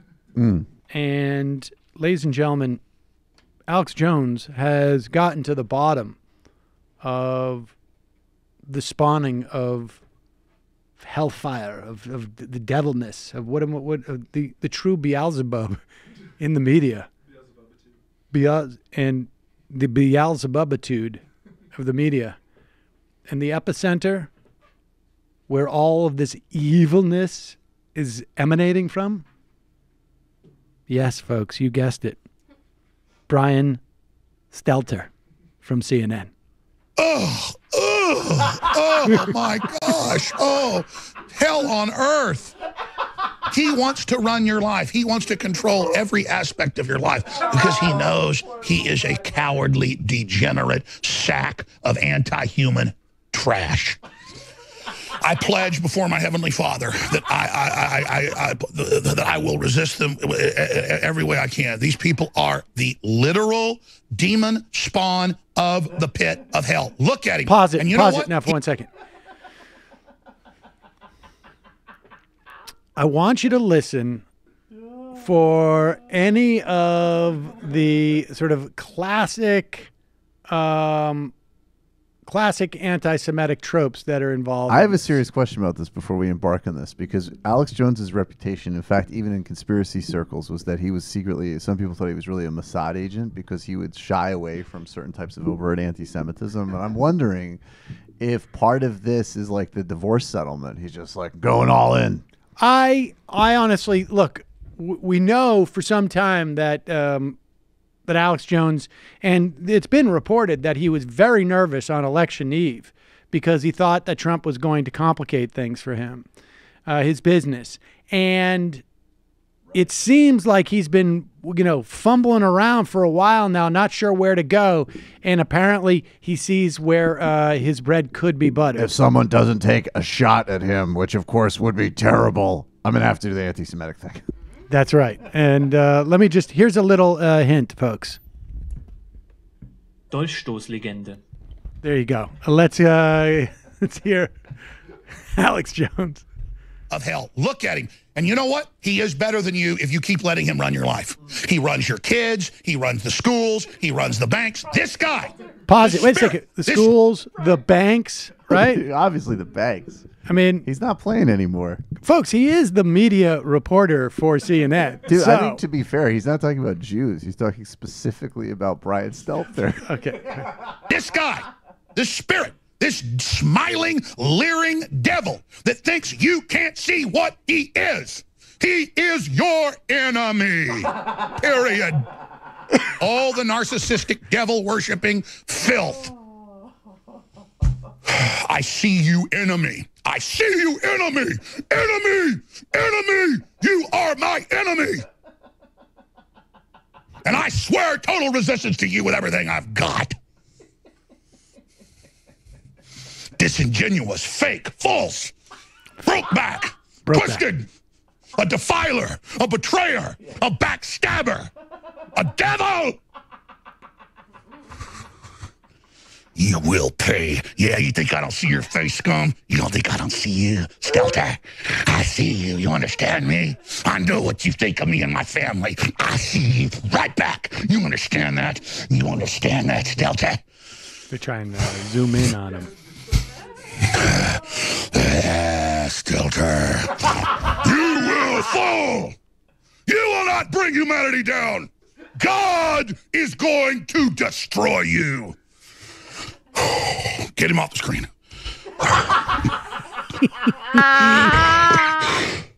Oh, God, they're so evil. Just please, God, free us from them. You know what I like, though, is Brian Stelter's response would be like, I thought his family was very nice. I think he's a little irresponsible with journalism, but I thought he had a lovely family. I respect his entrepreneurial instincts. The stab in the back myth, of course, the Dolchstoßlegende, was a notion widely believed and promulgated in right-wing circles in Germany after 1918, that the German army did not lose World War I on the battlefield, but was instead betrayed by civilians on the home front, especially those who overthrew the monarchy. And actually, if you look at a little picture that comes with this, little caricatures, it's usually a Jewish baker holding the knife and stabbing it in the back. Let's make some Holland and stab the Gentiles in the back. They will lose the wars and we will load the money. Now, the fact that Brian Stelter turns out not to be Jewish should not be in any Deceiver! way. Liar, faker, deceiver! Look at that face! Turns out to be... He turns out to be a Methodist or something like that, right? But what's that? What? Lies! Brian Stelter's a Methodist the way you're a Methodist. I see you. I see you. I'm coming for you. Okay, can I say now, after you... Okay, Sam, no, seriously. Now, after you've watched that, can you understand why I didn't want you to do that Jimmy Dore segment? I see you. I see you. I don't know. I see you. You're the enemy. You don't know how the Supreme Court works. Take him off screen, please. Please.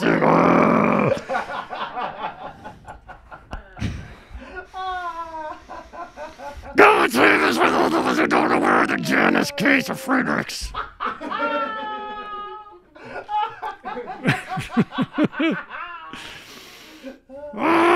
Peter Thiel's not going to get away with Peter Thiel.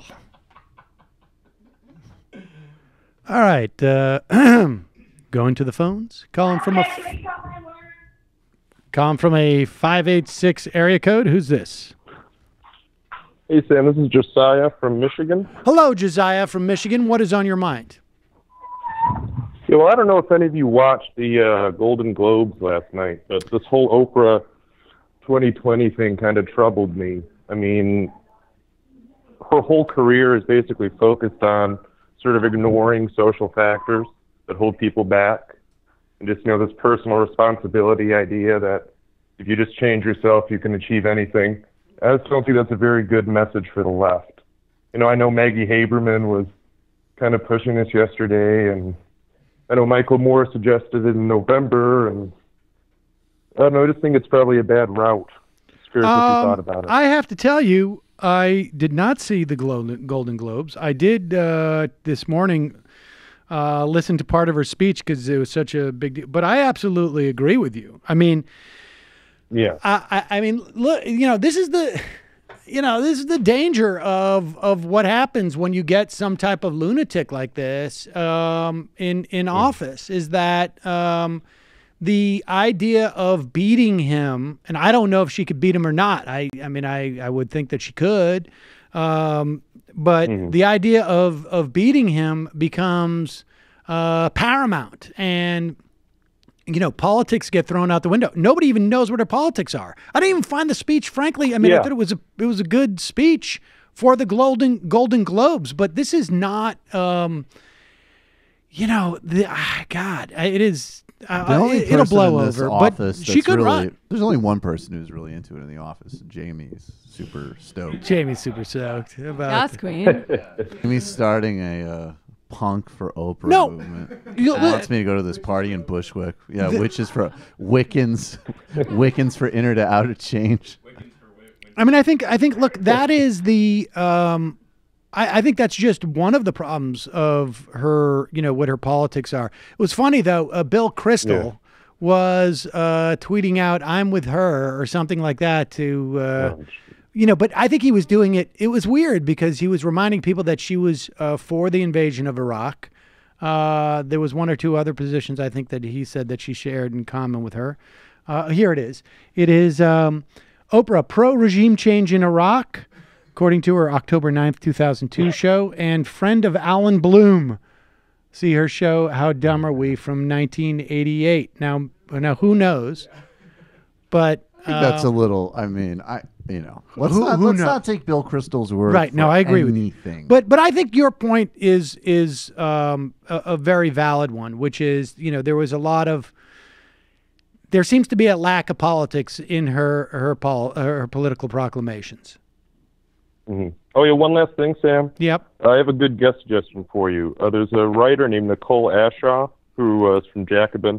We've had her on. The New Prophets of Capital. We had her on. Oh, you did. I had her on for that very thing. Thanks so much, guys. I think. Thank you. I appreciate the call. Good. Yeah, go back into the archives and check it out. I mean, a friend of mine noted today on the Facebook that if you're looking for a centrist liberal version of Trump, Oprah is pretty darn close. I don't know about that. I don't buy that. What does that mean? That's going extra. I don't know. She's kind of a First of all, megalomaniac. she's self-made, which is like completely distinct right out of the gate. She doesn't seem to be completely insane. No, let's not be. That's the problem with the takes on our side is sometimes people just go extra and they make a silly false equivalency. Like Oprah can be whack enough without being Trump. That's just stupid. I'm sorry. Well, she's our version of Trump. It's obviously going to be smarter and less crazy. But that doesn't even, like, at that point, like, I don't even know what their version of Trump is about. Is it just that he's a celebrity? I mean, Ronald Reagan. I mean, although maybe she's, maybe she's our Reagan. Arnold Schwarzenegger. I mean, right. And Schwarzenegger's a lot more stable than Trump. Sonny Bono, for that matter. Who the hell is Sonny Bono, dude? Oh God. Oh God. I mean, have you heard of Sonny and Cher? Is anybody else in here not know who Sonny Bono is? Oh, you were joking. Were you joking? No, I know he was a congressman, right? You were joking. You were not joking. Cher. We were He used to genuinely sleep asking. with Cher. If Just sleep with her? If Oprah is willing to put her money where her mouth is and give everyone a car, then I'm all for it. That's all it takes for Jamie. As Just give me a free redistribution car. goes, that's like not a bad policy. Calling from a 954 area code. Who's this? Where are you calling from?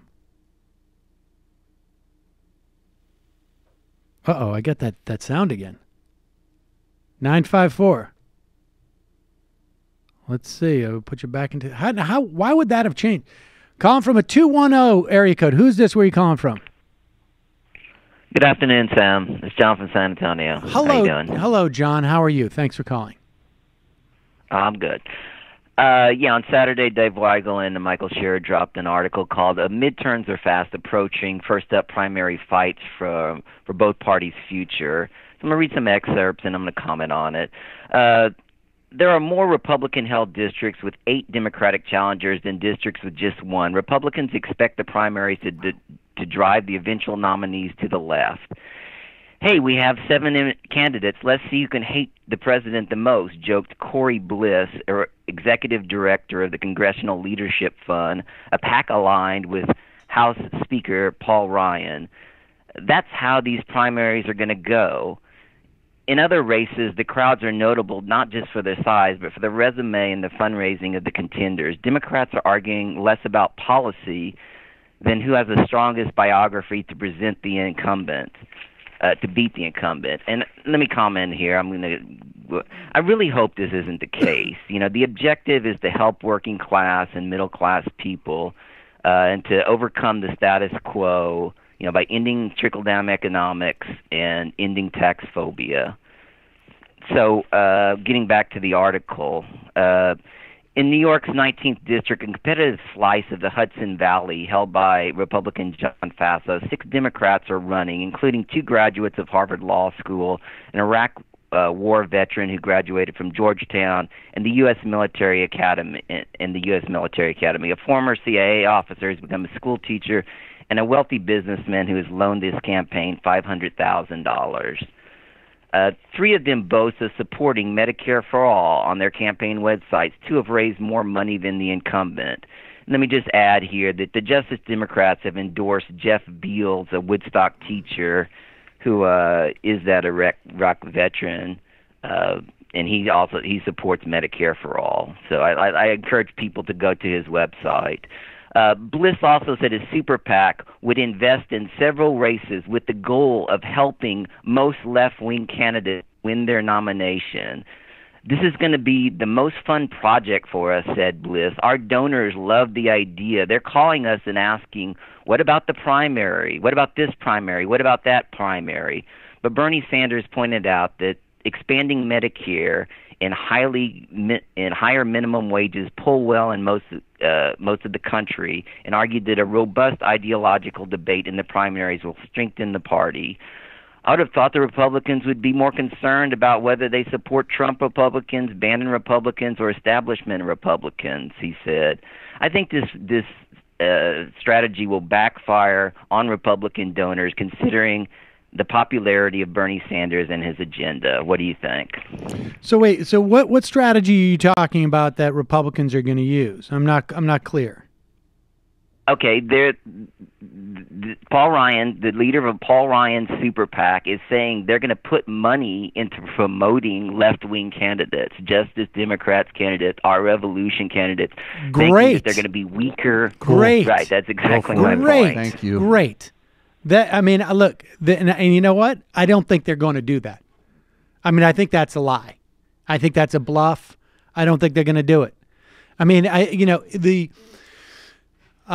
don't think that in this environment, when you had a DSA candidate in Virginia win the state house, that there's any way. I just really, short of calling for executions and literally putting people up against the wall, I don't know that there is a position that people talk about that a candidate could even conceivably adopt at this point that would be considered too left for really any of these races. I think I don't think that there's certainly not a policy. Do you know what I mean? Like, I think if I really don't, that would be great if that was true. I don't believe it. I think it's their way of trying to sow discontent.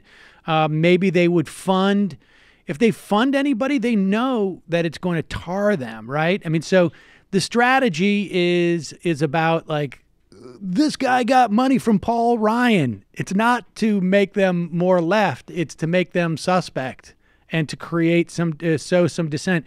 And frankly, it's just not going to work. I mean, I think we're at just a point now where the level of desperation that is involved in even just making publicly that claim, I think speaks for itself. And I think a primary, it would be nice to have an ideological fight in a primary in these races. I have a feeling it's going to end up being about electability in many of them, just because that's, again, same reason why people are getting so excited about Oprah, I guess. I don't know if people are getting excited about Oprah, but it was particularly type of suggestible, annoying person on Twitter. Yeah, but I'm not even sure. I'm not even sure. I don't like, think normal people are. But just the impetus is the same there. I think is just sort of like electability. Winning at all costs is the most important thing. And then there's often this misconception that people have that these positions are not winning positions. And that's why Bernie gets out there and says it would be great if they all took these positions because they poll better. So, no, I don't. I would welcome it. Any funding for left-wing candidates, totally in favor of. Yeah. No, I agree completely, and I hope they do it. I mean, I think that they don't understand how popular the left is. I mean, just to see this, 3 people in that district, which is, the 19th district, very flippable district. The incumbent Democrat is up by 6 points in polling. I think it's number 11 in my most flippable district. Wait a second. Say that again. The Republican is up. You said the incumbent, the Republican. No, a generic Democrat is up by 6 points. Right. And so I mean, they just don't really understand the political climate that's happening right now. I think it's for so many years. I mean, and I think that to be quite frank, a lot of the Democrats didn't understand Trump's strength. And obviously that's one of the reasons why he won. I mean, you have Clinton going to Arizona trying to run up the score instead of going to Wisconsin. I mean, that was one of her biggest eras. Shut up, I just John. think they're misjudging. I mean, I think, John, you might be right, but it's also like, I don't know what option they have. I mean, that's the problem that the Republicans have in this. Like, what would you do if you were a Republican? What would you do at this point? Try to suppress the vote as much as possible. Exactly. That's what they really and that's what they're trying to do there, the real right? Game I mean, plan. by funding what they perceive to be the most left-wing candidate, they think that they're going to suppress the vote. They're going to also sink money into attacking each candidate, but it's just. And I would say I think Bannon is obviously totally overrated, but I do think that Bannon is probably the only person in their orbit who has some vague understanding. I bet that there's a ton of mainstream people in Republicans around like Paul Ryan who still totally don't understand that a redistributive message is popular, and someone like Bannon is probably the only guy who on some level gets that. And it's pretty obvious. It doesn't make him a genius. It's just the rest of them, I think, are still pretty tight in that lane.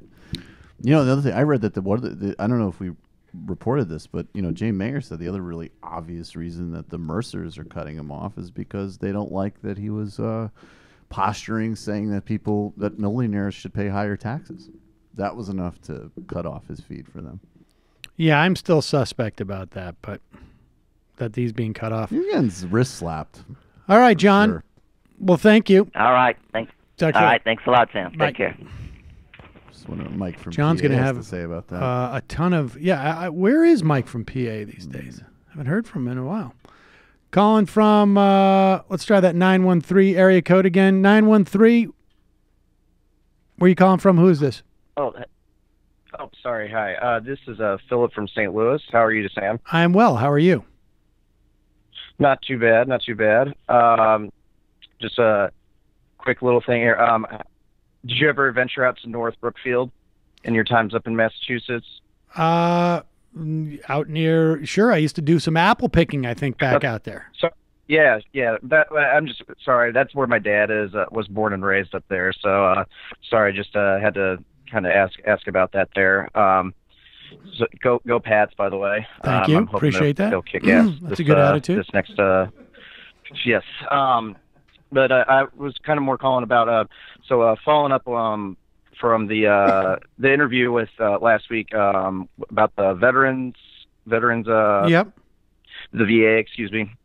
And yeah, like so from my own personal experience being a pharmacist up there, like yeah, all the VAs up in Iowa when I lived up there, they were all very much spread out. Very, very hard for the veterans to get to.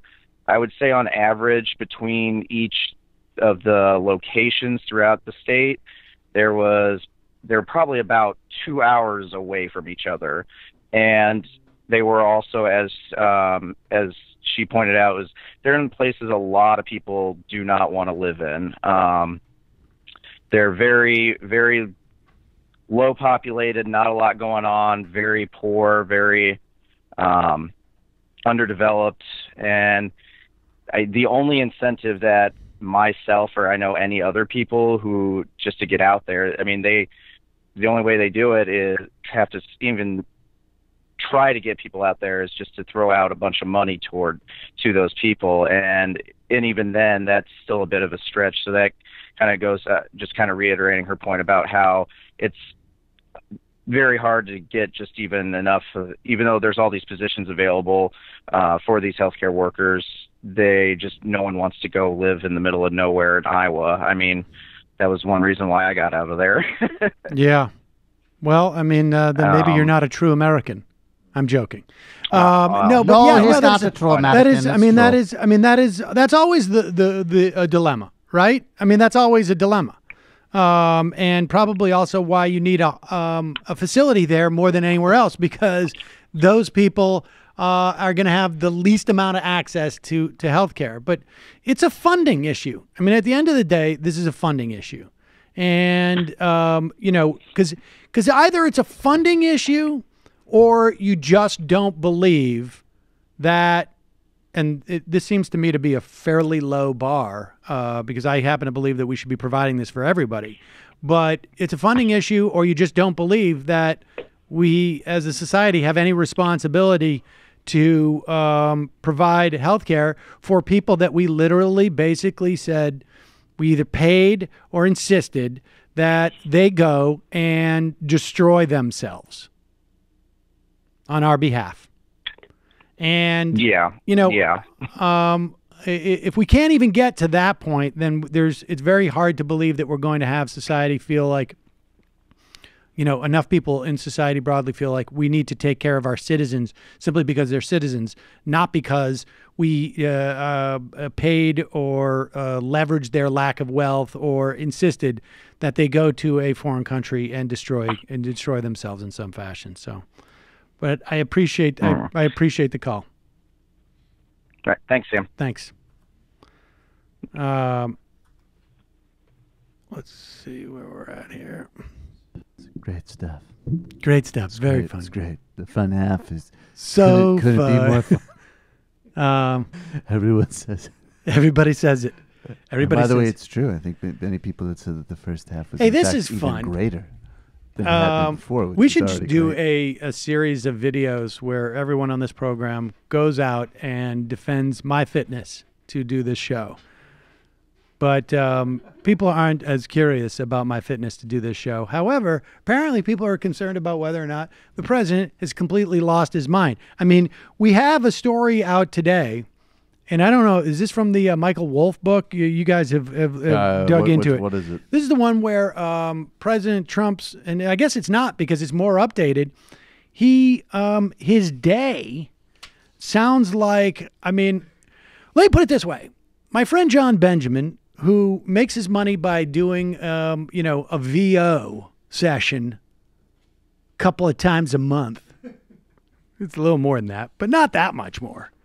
Tweeted out the story about Donald Trump's work habits, which involve him rolling into work at around 11, sticking around for 5 or 6 hours, but having multiple extended recesses during that time. Basically taking 3 meetings a day. It's 11:15. I've been here for about 20 minutes. I'm going to watch some World Star videos, some bitches pulling some other bitches' weaves off, take a nap, got to call some random people in Chicago that'll be back and forth for one more meeting, and then I'm done. So this is it. They go from 11 a.m. to 6 p.m. He's back into the residence. This is an example. On Tuesday, Trump has his first meeting of the day with the chief of staff, John Kelly, at 11 a.m. Bright and early.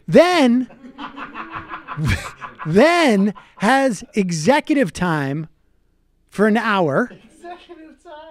Followed by an hour lunch in the dining room. So he meets with them for maybe an hour, 45 minutes. Then I need an hour break.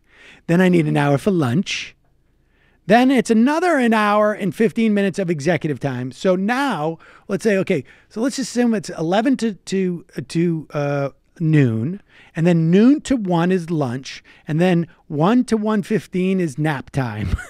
And then, so at 1:15, 45-minute meeting with National Security Advisor H.R. McMaster, so it's 2 o'clock. Then another 15 minutes of executive time, got to take one more nap. And then his last meeting of the day at 3:45 p.m. meeting with the head of presidential personnel, Johnny DiStefano. There's another hour or and a half that seemed to be missing in between there. That's me time. Yeah. And then he ends his official day at 4:15. Go watch a little more TV because the 5 is on. The 5's on. And so, wait. So I mean, this is Benjamin tweeted out like 70, executive time, and I was just like, glass houses, buddy. It honestly sounds like basically John Benjamin's life. Executive time, that special time where I execute no public business. And that sounds like a euphemism for the boss closes his door and does whatever he wants. Exactly. In there, Gonna watch TV. Gonna eat a burger. Take a nap. Gonna watch some porn. Take a nap. Gonna do it all at the same time. Gonna play the porn. Put the sandwich on my chest. Take a nap. But you still have the guys who are vying for some other position, I guess, in the administration, or thinking that maybe there's going to be something at the end of the road for this.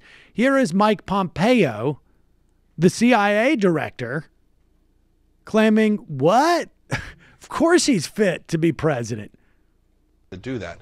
This president is an avid consumer of the work product that our team at CIA produces, and we do our best to convey that to him nearly every day. Now, a year ago, I asked the then president-elect during the transition about why it was that he was only taking an intelligence briefing about once a week. Here's what he said. I'm like a smart person.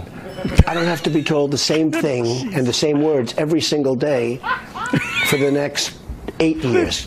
Could be 8 years, but 8 years. I don't need that. Can we pause it for 1 second? If that didn't look like a comedy sketch, I honestly don't know. Like, I'm a smart person. Okay. I'm like a smart person. I'm like a smart person. Just like a smart person. And I hear the same words. If I need to know, are the countries the same? Do we have the same countries we had last week? Okay. I get it. They're trying to kill us in Pakistan. Whatever. How many times I got to hear this? I'm like a smart person. And yesterday morning, Mr. Trump fired back at questions about his mental fitness with this tweet. Throughout my life, my 2 greatest assets have been mental stability and being really smart. Not smart, but genius, and a very stable genius at that. I say this respectfully, sir, and I understand your impatience with our dealing with this subject. The CIA does psychological profiles of world leaders routinely. What would you say about a world leader who refers to himself as a very pause stable it for 1 genius? second. Wait, pause. I want to pause it back on Mike Pompeo's face. Do you think you could read Mike Pompeo's mind right now? Look at that face. He's just like, you son of a bitch. Thanks a lot. Fuck.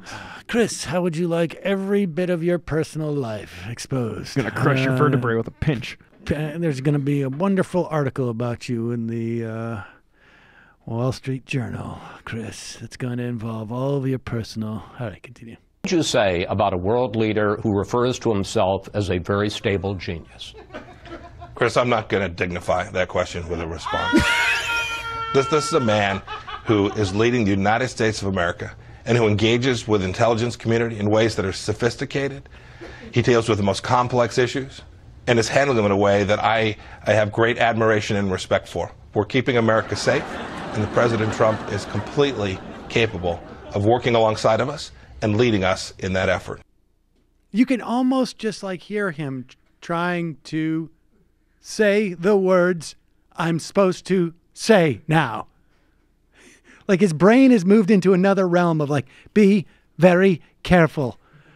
Don't want this to be able to be played back at the time that they pull Trump out of the White House as he's drooling on himself, but also want the president to still like me. He's going to self-dose with some mind control medication.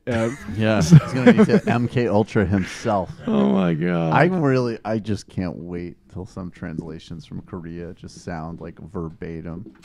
Like I am like a great leader and such. I just... Call him from a 478 area code. Who's this? Where are you calling from? Well, Sam, this is everyone's favorite, very stable genius. This is Jeff from Georgia. Hello, Jeff from Georgia. You are one of my favorite stable geniuses. It's true. Believe me. Oh, thank you. I hear that very frequently. Just real quick, I just want to make a shout out to all knife wielding Jewish bakers everywhere. we down here we salute you and appreciate your service. Thank you for that. I really appreciate that. Sam, Yes. recently you had a call from a good man named Carl from New Hampshire to call about racism on our show. And like Carl, New Hampshire, I also want to complain about that, but specifically I want to complain about your dismissive laughter and your lack of commitment to explaining the mysteries and crimes of the white people. Sam, it's not just about their paranoid fears of sexual inadequacy and cuckoldry. It's also about just the pure malice and debauchery of their souls. And I want to appreciate you for allowing Nation of Islam Obama to speak upon this issue from time to time, but bottom line, buddy, you just don't hate white people quite enough, in my opinion. Well, I just try and keep it under wraps. I don't want to flaunt it. If you have it, you don't flaunt it. That's you the way don't keep your self-hatred under wraps. That's the way I grew up. Yeah, no, I mean, I think people feel pretty... Sam, it's important to engage with ideas whether or not you agree with them. Don't you believe in the free exchange? I can't even, man. I can't even, man. On a more serious note, I want to go back to your interview, which I did enjoy. But I'm personally extremely skeptical of any decriminalization scheme that's going to put yet more discretion and power in the hands of police officers who, I agree. Spoiler, are notorious dickholes. Right? Like, cops have plenty of discretion to abuse vulnerable populations as it is and give them yet another card to play. I mean, I don't know exactly where I stand on legalization versus decriminalization, but, bottom line, they just shouldn't be allowed to arrest those women for simply being sex workers. Well, If they do that, decriminalization, that should be their badge, and that should be the end of it. Decriminalization would, if my understanding is correct, not give them authority to arrest women. The question is, decriminalization theoretically would allow women to go and report without having legal jeopardy themselves. Intuitively, and according to our guest, and this is what she felt, I would like to see that data she's talking about. She said, it seemed to me, intuitively, I would have been for legalization, but there's been too much data that shows that actually more trafficking happens when you have legalization. My guess would be when you have limited, isolated legalization as opposed to decriminalization of anything, you create a black market that either that because prices go up on some level because you don't have as much competition, I guess, right? I mean, so the problem with, let's say, the problem in quotes with having legalized marijuana in Colorado is that it gives the opportunity for black markets to spread around those states that aren't that haven't legalized or particularly decriminalized, right? And because there's not the same enforcement mechanisms locally in Colorado that are looking for those things that end up being black market outside those states. So that's what she's talking about. I don't know if I buy that, but she claims there's data. But my intuition is with you on that. But and there's a lot of data to back it up. And don't get me wrong, the decriminalization that she's talking about is a full decriminalization that also includes the clients and the managers of sex workers. So at least in a lot of sex workers' rights circles, that does seem to be the model that's held up. And don't forget also that we live in capitalist hell world. So if you just remove all laws on something, it's people are going to step in and impose order. But wait, are you saying that there's data that legalization is worse than decriminalization in this? Yeah, as I understand it, yeah. I mean, decriminalization, you can regulate it. You can have like workers' rights laws and wait, that's legalization. No, it sounds confusing. Like decriminalization sounds like. And I would just add that, like, maybe if I heard correctly, like she talked a little bit about police officers having discretion to not arrest women who are trafficking or being trafficked and engaged in prostitution, not arresting them if they're able to come forward and help them with an investigation. And my only point is that, like, giving cops this power to say, oh, here's another card that I can play where I can arrest you or not. This is not going to be a solution in America, at least, right? Like, our police force is just far too out of control for them to have that long a leash. I also would have liked to hear a little bit about how reproductive rights really resonates in this area. It didn't really come up, but it's not just a fringe issue for the left. I think the interview is an illustration of another realm in which a full commitment by the Democratic Party and the left more broadly to full reproductive freedom for women everywhere is really important. I appreciate and also, this is another... I'm sorry, real quick, because I want to plug what Jamie wrote. This is another class of women for which, like, the Me Too movement is probably going to leave behind. And so we should keep that in mind, too. Thank you, Sam, for taking my call. I'll talk to you later, buddy. Dissident Peasant. Bye-bye. Dissident Peasant. Available on iTunes.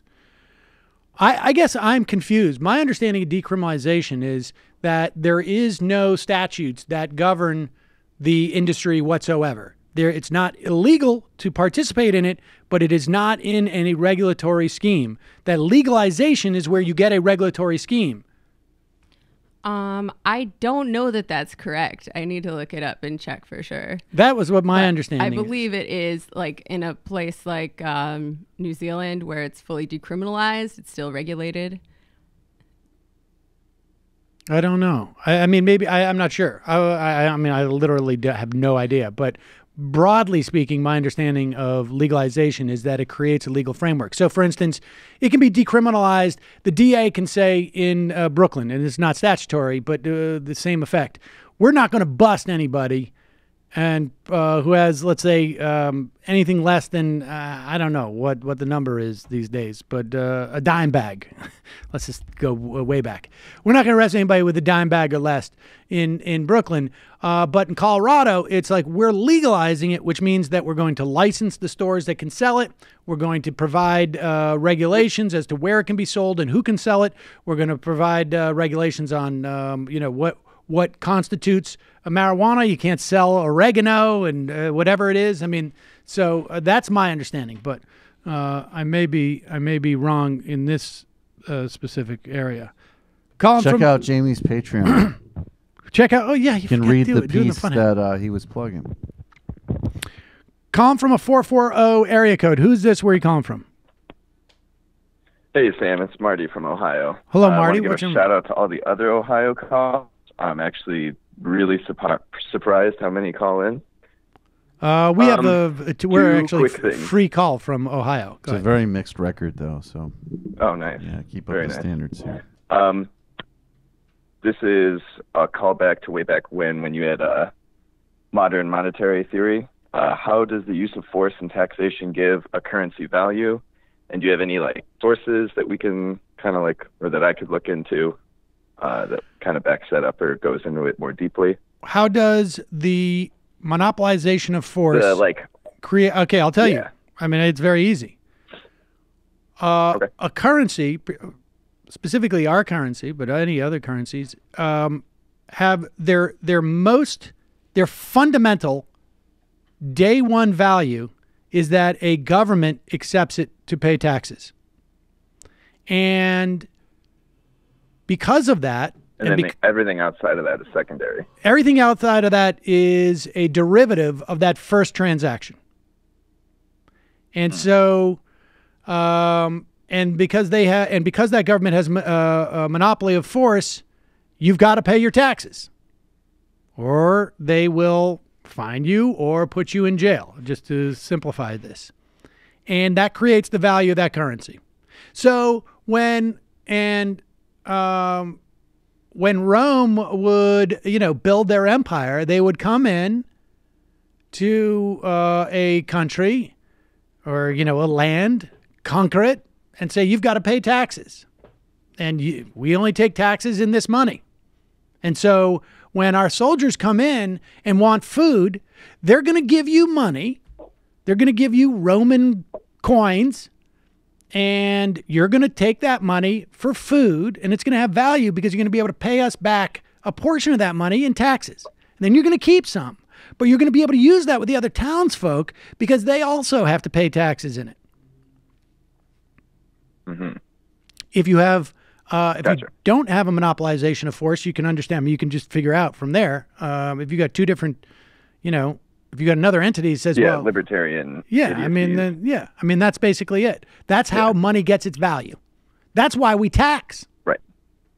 In this country, there's two functions of taxation, it seems to me, in this country that are paramount. One is to maintain the value of our currency, and two is to redistribute wealth.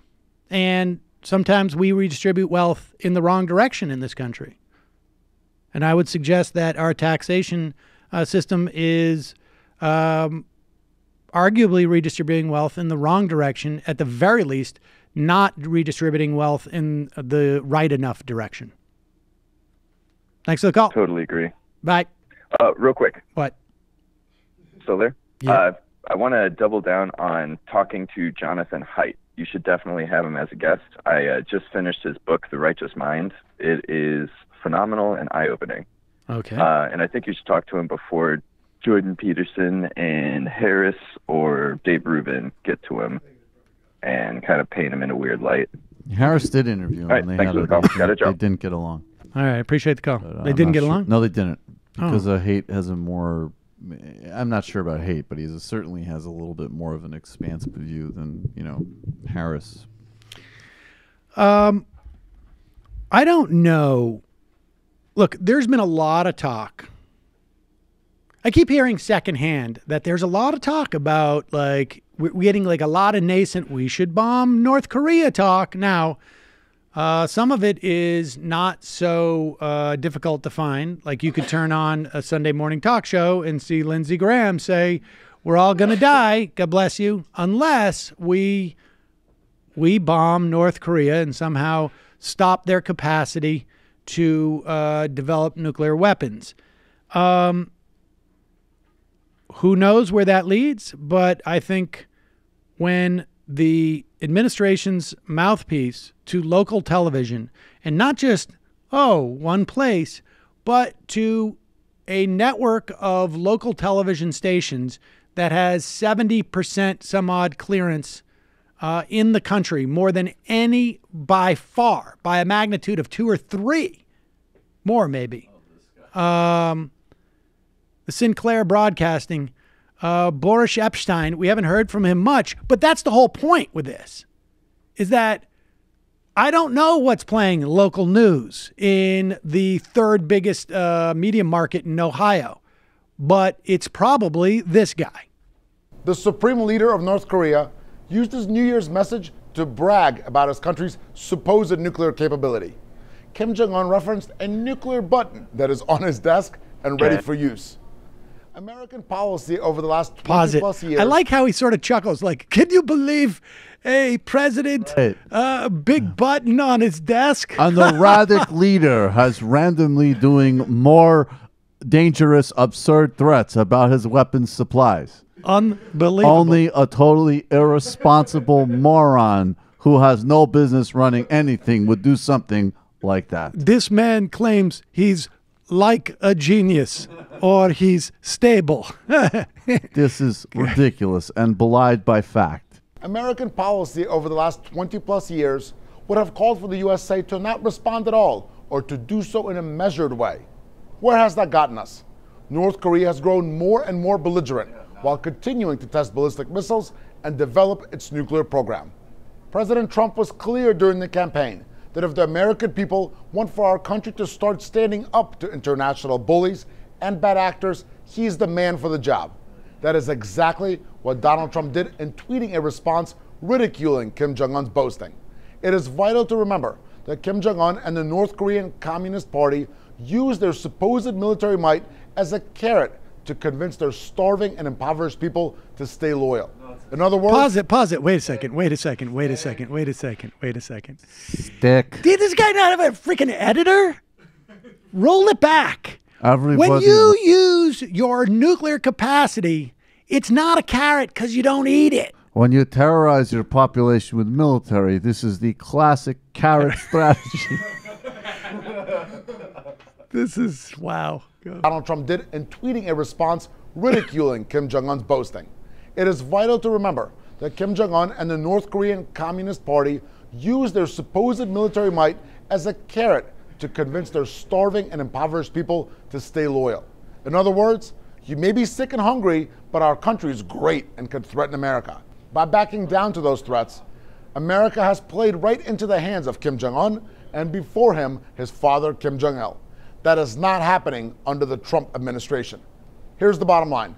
Our leaders and foreign policy experts have coddled North Korea for decades with disastrous results. President Trump is not backing down to threats from North Korea, Iran, ISIS, or other forces that hate America. Strength is the policy that will be effective with these rogue actors.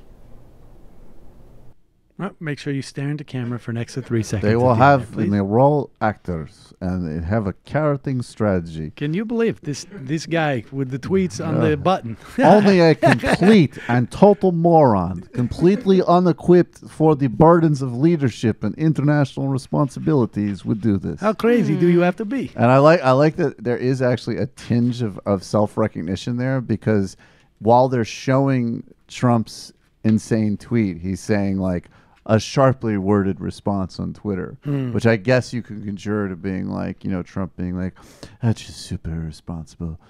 Meanwhile, like North and South are starting to negotiate now. Yes. And what's so interesting is that just the two little buttons on it. Can One we is bomb that both? Actually Bill Clinton, there actually was a deal that was working until the Bush administration destroyed it. So they haven't been coddled for 20 years. Well, to be fair, yeah. To be fair, I mean, if you're going to have an axis of evil, you got to have three. I just think it's right, because if you only have two, then you just look like a loser. Well, or if you maybe it was also it's a plank of evil. It was PC culture. They had to have an Asian one to balance out the Middle East stuff. It's a three stool. That's the way we do it. A three-legged stool. You don't have a two-legged stool. And it's funny because like the South Korean government Trump, right now is so right. Please don't tweet David Trump, is so wary of Trump that, like, North Korea's goal is to try to get us to essentially break the mutual defense treaty between South Korea and the United States. That's like a tangible goal that they have. And supposedly South Korea is thinking of adopting like a pivot policy where they go in between, like, they're like, on certain issues, we go China and Russia. On other issues, we go U.S. and Japan.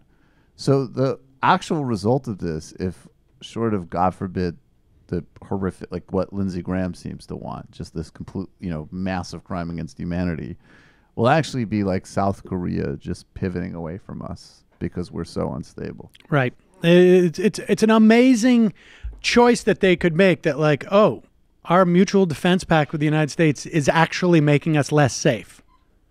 Yeah. They could determine outcomes in Northeast Asia by switching sides depending on the issue between a northern alliance of China, Russia, and North Korea and a southern alliance of U.S. and Japan. Also, when he was like, they're starving, but their military is strong, so they support it. I was like, we ever heard that one before? Yes, well, I mean, I think we should have had a parade like that too. Our cops murder you. Nobody wanted to because of the roads. That's the problem. That's why we need an infrastructure bill. We need to build up the roads for inauguration. We're just going to have a post-inauguration parade. All right, so North Korea inauguration, tanks in the road. Everybody got it? It's executive time. Trans-Mississippi Biological Supply. Michael, the National Review says Americans today are richer than John D. Rockefeller. Can you please debunk this? They are not. I don't even know what that means. Like, even like adjusted. You know what it's going to be? It's going to be like John D. Rockefeller didn't have he didn't have an iPhone, flat screen color TV. But now, millions of Americans have a flat screen color TV. Poor Americans have all sorts of amenities. Air conditioning. Could have never John D. dreamed of. Rockefeller had air conditioning. Poor Americans have air conditioning. Did you ever see a satellite dish on the top of John D. Rockefeller's home? No, but you do see them amongst poor people. Yeah. He did have like a steady supply of food, though. Farmer Phil. Town in Ireland has Viagra factory. Fumes are causing the men to be aroused. One whiff and you're just... That's awesome. That's great. Oh, it's true. Yeah, it's totally Oh, my true. God. Left is best. Left is best. Mustache slave. Sam, in my career, I've known dozens of Indian IT workers here on H-1B visas that were treated awfully by their sponsors. They weren't forced to perform sex acts, I hope, but these nerdy mustache men could be forced to move their families around the country. Yeah, I mean, she was talking about this dynamic. It was awful to watch, but perfectly legal. Jizztard. The problem with Reagan's premise is that Nikki never listens to the show ever. That's true. R. Joe Larkin. Rob in Reno. That's great news for Pfizer that they have the means to buy all that stock. I'm sure it helped them that my wife's chemotherapy from them cost $11,000 every 3 weeks when no insurance will cover it. I'm sure their actions are all in our best interest. Unbelievable. Joseph Ballin, can I have a recommendation for a topic to discuss for an interview? Can you do an interview about voter registration, the history of why we have to register to vote, why it's not automatic along with other nations and their voter registration laws? Why is automatic voter registration not an issue for Democrats? Well, there's been a broad attempt by Democrats, and I think there was actually an executive action by the Obama administration in terms of motor voter. But yeah, Brendan, will you make a note of that? Get somebody on about that, largely speaking. Jonathan Armistead, I want to thank you and Andy for your continued criticism of Dennis Miller's lack of style and substance. I have an odd anecdote. 2002, I did a report in college on how various talk shows commented on the upcoming war in Iraq. Miller appeared on Politically Incorrect with Bill Maher and was already in full swing in support for it. He included a hackneyed joke that said that terrorists were dumb to ask for 72 virgins in heaven because, quote, after 3 or 4 years looking for a pro, because, quote, after 3 or 4 years you're looking for a pro. Oh, I see. Or after 3 or 4 you're looking for a pro. Bop, bop, bop, bop, bop, bop. My professor literally wrote groan on my paper. I'll see if I can find a clip. Angry. Jamie, is it too early to ask about superiority of MMT capitalism versus anarcho-communism? And good guess. Francis Ween, author of Mumbo Jumbo. Very prescient. Yes. Richard, did you guys notice that in the middle of Stephen Miller's rant, a tapper referred to voters as besieged by high crime communities? Any guesses what that means? Yes, of course. And then he went on to say immigration. This is a high crime community, man. If you don't want to be here, maybe you should leave if you can't be part of the community activities. We're trying to build a community here of like trust and stuff. And if you can't be part of it, then maybe you shouldn't be here. The description of what makes for a successful sex trafficker sounds a lot like Trump at his appeal to his base. Sam's Tinder profile. Hey, girl, swipe right. I'm not a libertarian. Still don't believe in the free market, except for apples. Chris Burdick. All due respect to Blue Apron, a fried polyp sandwich does not sound... No, pollock. All right. Andrew. Oh, boy. Here we go. Big fan. Heard of you on Chapo. Been feverishly listening. Tons of your YouTube videos since. My main question twofold. Do we force the Democrats left or replace them from the left? I'm not sure that's an either or. I don't know if you mean a new party. If you mean a new party, then simply I would say no. It's just as easy, from my perspective, it's just as easy to displace them within the party apparatus. I don't care what the name of it is. That's why I vote for Jill Stein. You fucking I think he means, do we replace the existing Democrats with Democrats who are more progressive, or do we try and force those existing people further to the left? I think you do the former, and what you'll get is a combination of the former and the latter. You know, you primary heavily, and you drive people to the left. I mean, you know, you do both. That's what I'm saying. I don't think they're mutually exclusive. Two, either way, how do we walk the knife's edge of not letting Republicans win, despite the fact the current center-right Democratic Party deserves to lose? It seems like the Democrats aren't moving left despite losing. Well, first of all, I don't think that's true. At least rhetorically, they're not in a position to do anything right now, but rhetorically, they're definitely moving left. There's no doubt about it. I also happen to think that in terms of voting, I mean, you know, Joe Manchin comes out and says I was gettable, and I believe that on the tax bill. They just didn't approach him. But certainly like on the ACA, you saw Democrats holding together. Now, it's tough to parse out what those reasons are, but, you know, they're not static, and they're not moving to the right. By the ways that you measure them when they have no power, they're moving to the left. Is that for real? I mean, it's probably like appears to be 2 steps forward, 1 step back once they get into power. But there is a progression to the left. There is no, I mean, I think that's at least rhetorically, and I guess we'll find out in the fall. I mean, in 2018, but, you know, they're not going to be in a position to do legislation until 2020. So you keep pressuring, both in terms of, you know, look, to have your candidate for the presidency say stuff like single payer, say stuff like free college.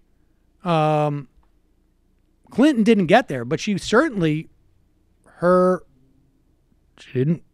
wasn't the centerpiece of her campaign, but in terms of her policy positions, they were all demonstrably to the left of Obama's in 2008 or 2012. And I would say Kerry's in 2004. And I would say Gore's in 2000. Fuck you. And then, I mean, you don't know a goddamn thing about my policy. I think that's true. I mean, none of these things are mutually exclusive. I would only add that, you know, if the underlying social forces are moving to the left, then whether we have new people or old people, they will also move to the left. Yes. Exactly. I think that is. I mean, I think that's like the third prong of that stool, right? Like they will follow the people. I mean, that's just the reality. The majority's making sense. It's not out of the question to be afraid that somebody with past ties to Wall Street and big corporations will turn around and stab the left in the back. Of course. I have a suggestion about that. I think that I wouldn't even question that. I would say that is going to be their natural inclination, and it's just a question of like, you just don't turn your back towards them. And that's a big thing. I think the next phase too, though, is I think it's like obviously keep pushing. It's great that it seems like most of them at least will say that they support single payer, and that to me is absolutely a litmus test in a primary. But the question I would be really interested to, you know, the ones that obviously I don't trust on these issues, Gillibrand or Cory Booker, I want to start asking like, okay, well, who's Treasury Secretary? Where does somebody come from? I mean, I think that's how it starts to get a lot more specific. Yes, the personnel is policy in many respects when it comes to our government. I can't read the rest of that, but freedom for Palestine. The Trump people are getting more assertive. I was at a steakhouse bar and some random dude says these football players should be more grateful the cops don't cut their hands off for crimes like they do in the Middle East. I told him I live in Lebanon. He didn't seem to know why that was. Then we had words. Nice. Carl Hungus. Sounds like Michael had a few coughing fits during his last interview. My guess is they were psychologically triggered by his own guilt. Anyway, I want to lay down another challenge for listeners. Can someone please edit Michael into a scene from HBO series The Deuce where the cops are picking up... I don't know what this is about. Just to set the mise en scene, that last version of La Poupée should be playing in the background, and then it should end with the audio of Sam from today's interviewing saying, "Don't these men know these women might be trafficked?" Franmophilia. Fran from Philadelphia. Self-aggrandizing question to Matt. Last week, did you use my drop I sent you of Joe Rogan's "That's a Great Effing Point"? No, I actually made that one myself. Oh. I love the pleasure that Matt says. Shofar for yes, tuba for no. It's an obvious soundbite clip, I know, but it would make me happy to know I contributed to making Michael laugh so hard he had to take his headphones. That was so good. That's a great fucking point. Facepalm. Great interview, but I am confused. Why not just legalized? While she's fine with decriminalization for the worker, I get the sense it still may be a question for the consumer. No, I think the decriminalization is for everybody involved. There's a fire on the roof of Trump Tower. That was this morning. Oh, my God. I totally missed that. I agree with you. We've already talked about this. I mean, I think we need to look into it more specifically. I'd also like to remind everyone that it would be many, many steps in the right direction beyond the full criminalization that we have in the U.S. or the decrim for the workers, but not for the clients, which we see in the Swedish model. Like, it would just be miles beyond any of those things. Ridicule. I just don't think it should be legal. When Reagan was talking about throwing all these people out of the country, Salvadorans, Hondurans, and others, it reminded me of the Trail of Tears. Maybe it's got something to do with the Andrew Jackson portrait. Oprah's no Bernie-crat, but I'd take an aspirational Oprah before that scumbag billionaire screaming about leaving Dems for attacking the rich on MSNBC. Well, yes, but he's not running. Not sure if she's going to get Jimmy Dore's support, though. Where do we go if it's Oprah versus Tom Steyer? Tom Steyer's already said he's not going to run. So we'll have to worry about somebody else. Jeff Schneid one. Hi, Sam. If you're starting a midlife crisis now, can I have your old wardrobe? Starting a new job as a bridge toll collector and really need help. Thanks. Congressional baseball fan. Don Shooter's campaign. Yes. What, congressional baseball fan? Oh, yeah. Oh, I'm a big fan of that one. Don Shooter's campaign sign. Hey, Steve, what's the matter? You're not coming to practice? Don Shooter's campaign signs literally had clip art man with a rifle on them. There are three types of Idaho libertarians. First, you have run-of-the-mill Russets. Then you have the unapologetic Redskins. But for my money, I'd go with the extremely rich and buttery Yukon Golds. Contagious Chameleon. Speaking of the long lines of Bitcoin, have you heard of Faircoin promoted by the P2P Foundation? Much more ethical. Louis Vancouver. As for Fox's The Wise Guys, what you don't see is the large plastic sheets under the token liberal's chair. Bada bing. Sam is the only real libertarian. If you ever appear on a panel with Bill Bennett, every time you address a subject, you should say, "I'll bet you Social Security can remain stable." Or, "I'll wager you that I can prove your statement wrong." Never actually say, "Well, Bill, since you're a degenerate gambler." Free my boy, car fucker. The Book of Virtues. Free my boy, car fucker. Free my boy, car fucker. It needs a comma. The Book of Virtues was also made into a cartoon for children where the lessons were taught by a bison named Plato. Love that show. Like taught you how to roll dice. Sounds awesome. Yeah, bison named Plato teaches you how to roll dice, how to win in blackjack. Secret identity politics. I could see Alex Jones pivoting to some kind of real Pentecostal racket. Let me try this again. 954 area code. Who's this? Nobody's there. Just been hanging on there. All right, we'll take one more phone call. Calling from a 847 area code. Who's this? Hey, Sam. This is Gabe from Chicago. Gabe from Chicago. What's on your mind? Hey, man. I just wanted to offer my sympathies. These cats in your studio telling you that they don't know who Sonny Bono is. I've got a lot of sympathy for that. I appreciate I feel that. like old timers both know that Sonny Bono is the guy from that Eminem lyric in the Slim Shady LP. Of course, right? Joke didn't land. No. All right. No, it was all right. Hey, so I just wanted to, I just want to say, I've always felt that like the conservative psyche is characterized by fear and projection, right? Basically, like anything that a conservative is accusing you of, if you don't know why they're accusing you of it, it's probably because they're doing it. Shut up. And Alex Jones accusing, what's his name, Stetler, of being a demon, and the like snarling, gnashing shit that he was doing. Dude, if there was ever a reason to believe that there is a heaven and hell and demons do exist, that is a reason. Yeah, exactly. Yeah. I would escort him there. Appreciate the phone call. Yeah. Totally. Right. All right. Do a couple more IMs and then we're out of here. All right. Tiny Rocket. Scariest thing about this Alex Jones clip is the fact I see several cars around town with InfoWars sticker on the vehicles. Yeah, indeed. Most stable genius. Could a publicly owned utility act the same way the Fed does in recession by lowering their prices to increase consumer disposable income and thus increase demand? Theoretically, sure. 2, we have a quick and easy Band-Aid for the public sector union Supreme Court case. I mean, they do that. You know, here's an example. If oil prices get too high and an election's coming up, you will see a president release from our strategic oil reserve as a way of driving down prices. Now, I don't favor that because you've got some carbon burning issues.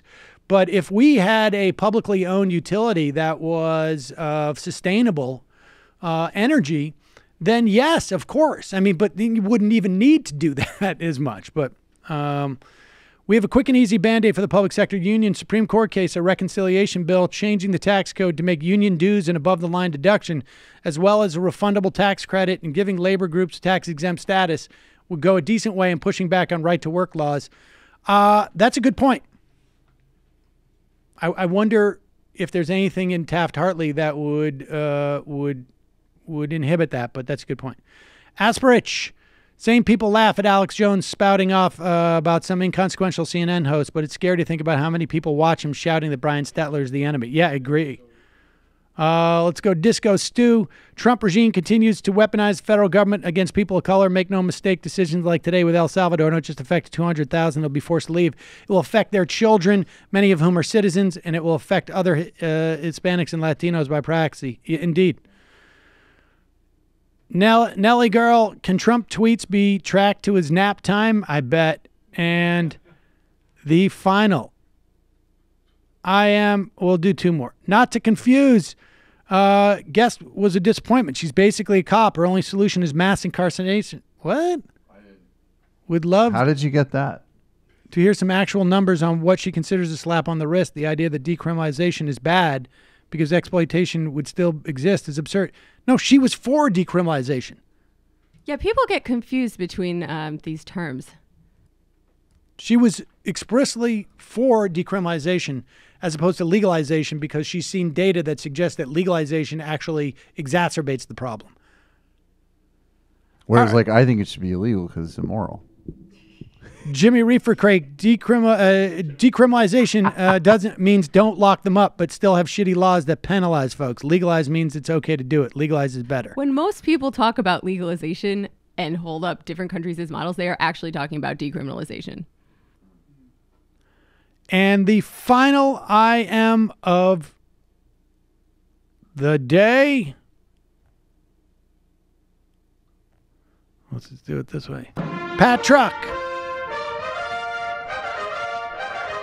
The lyric is on Who Knew from the Marshall Mathers LP, not the Slim Shady LP.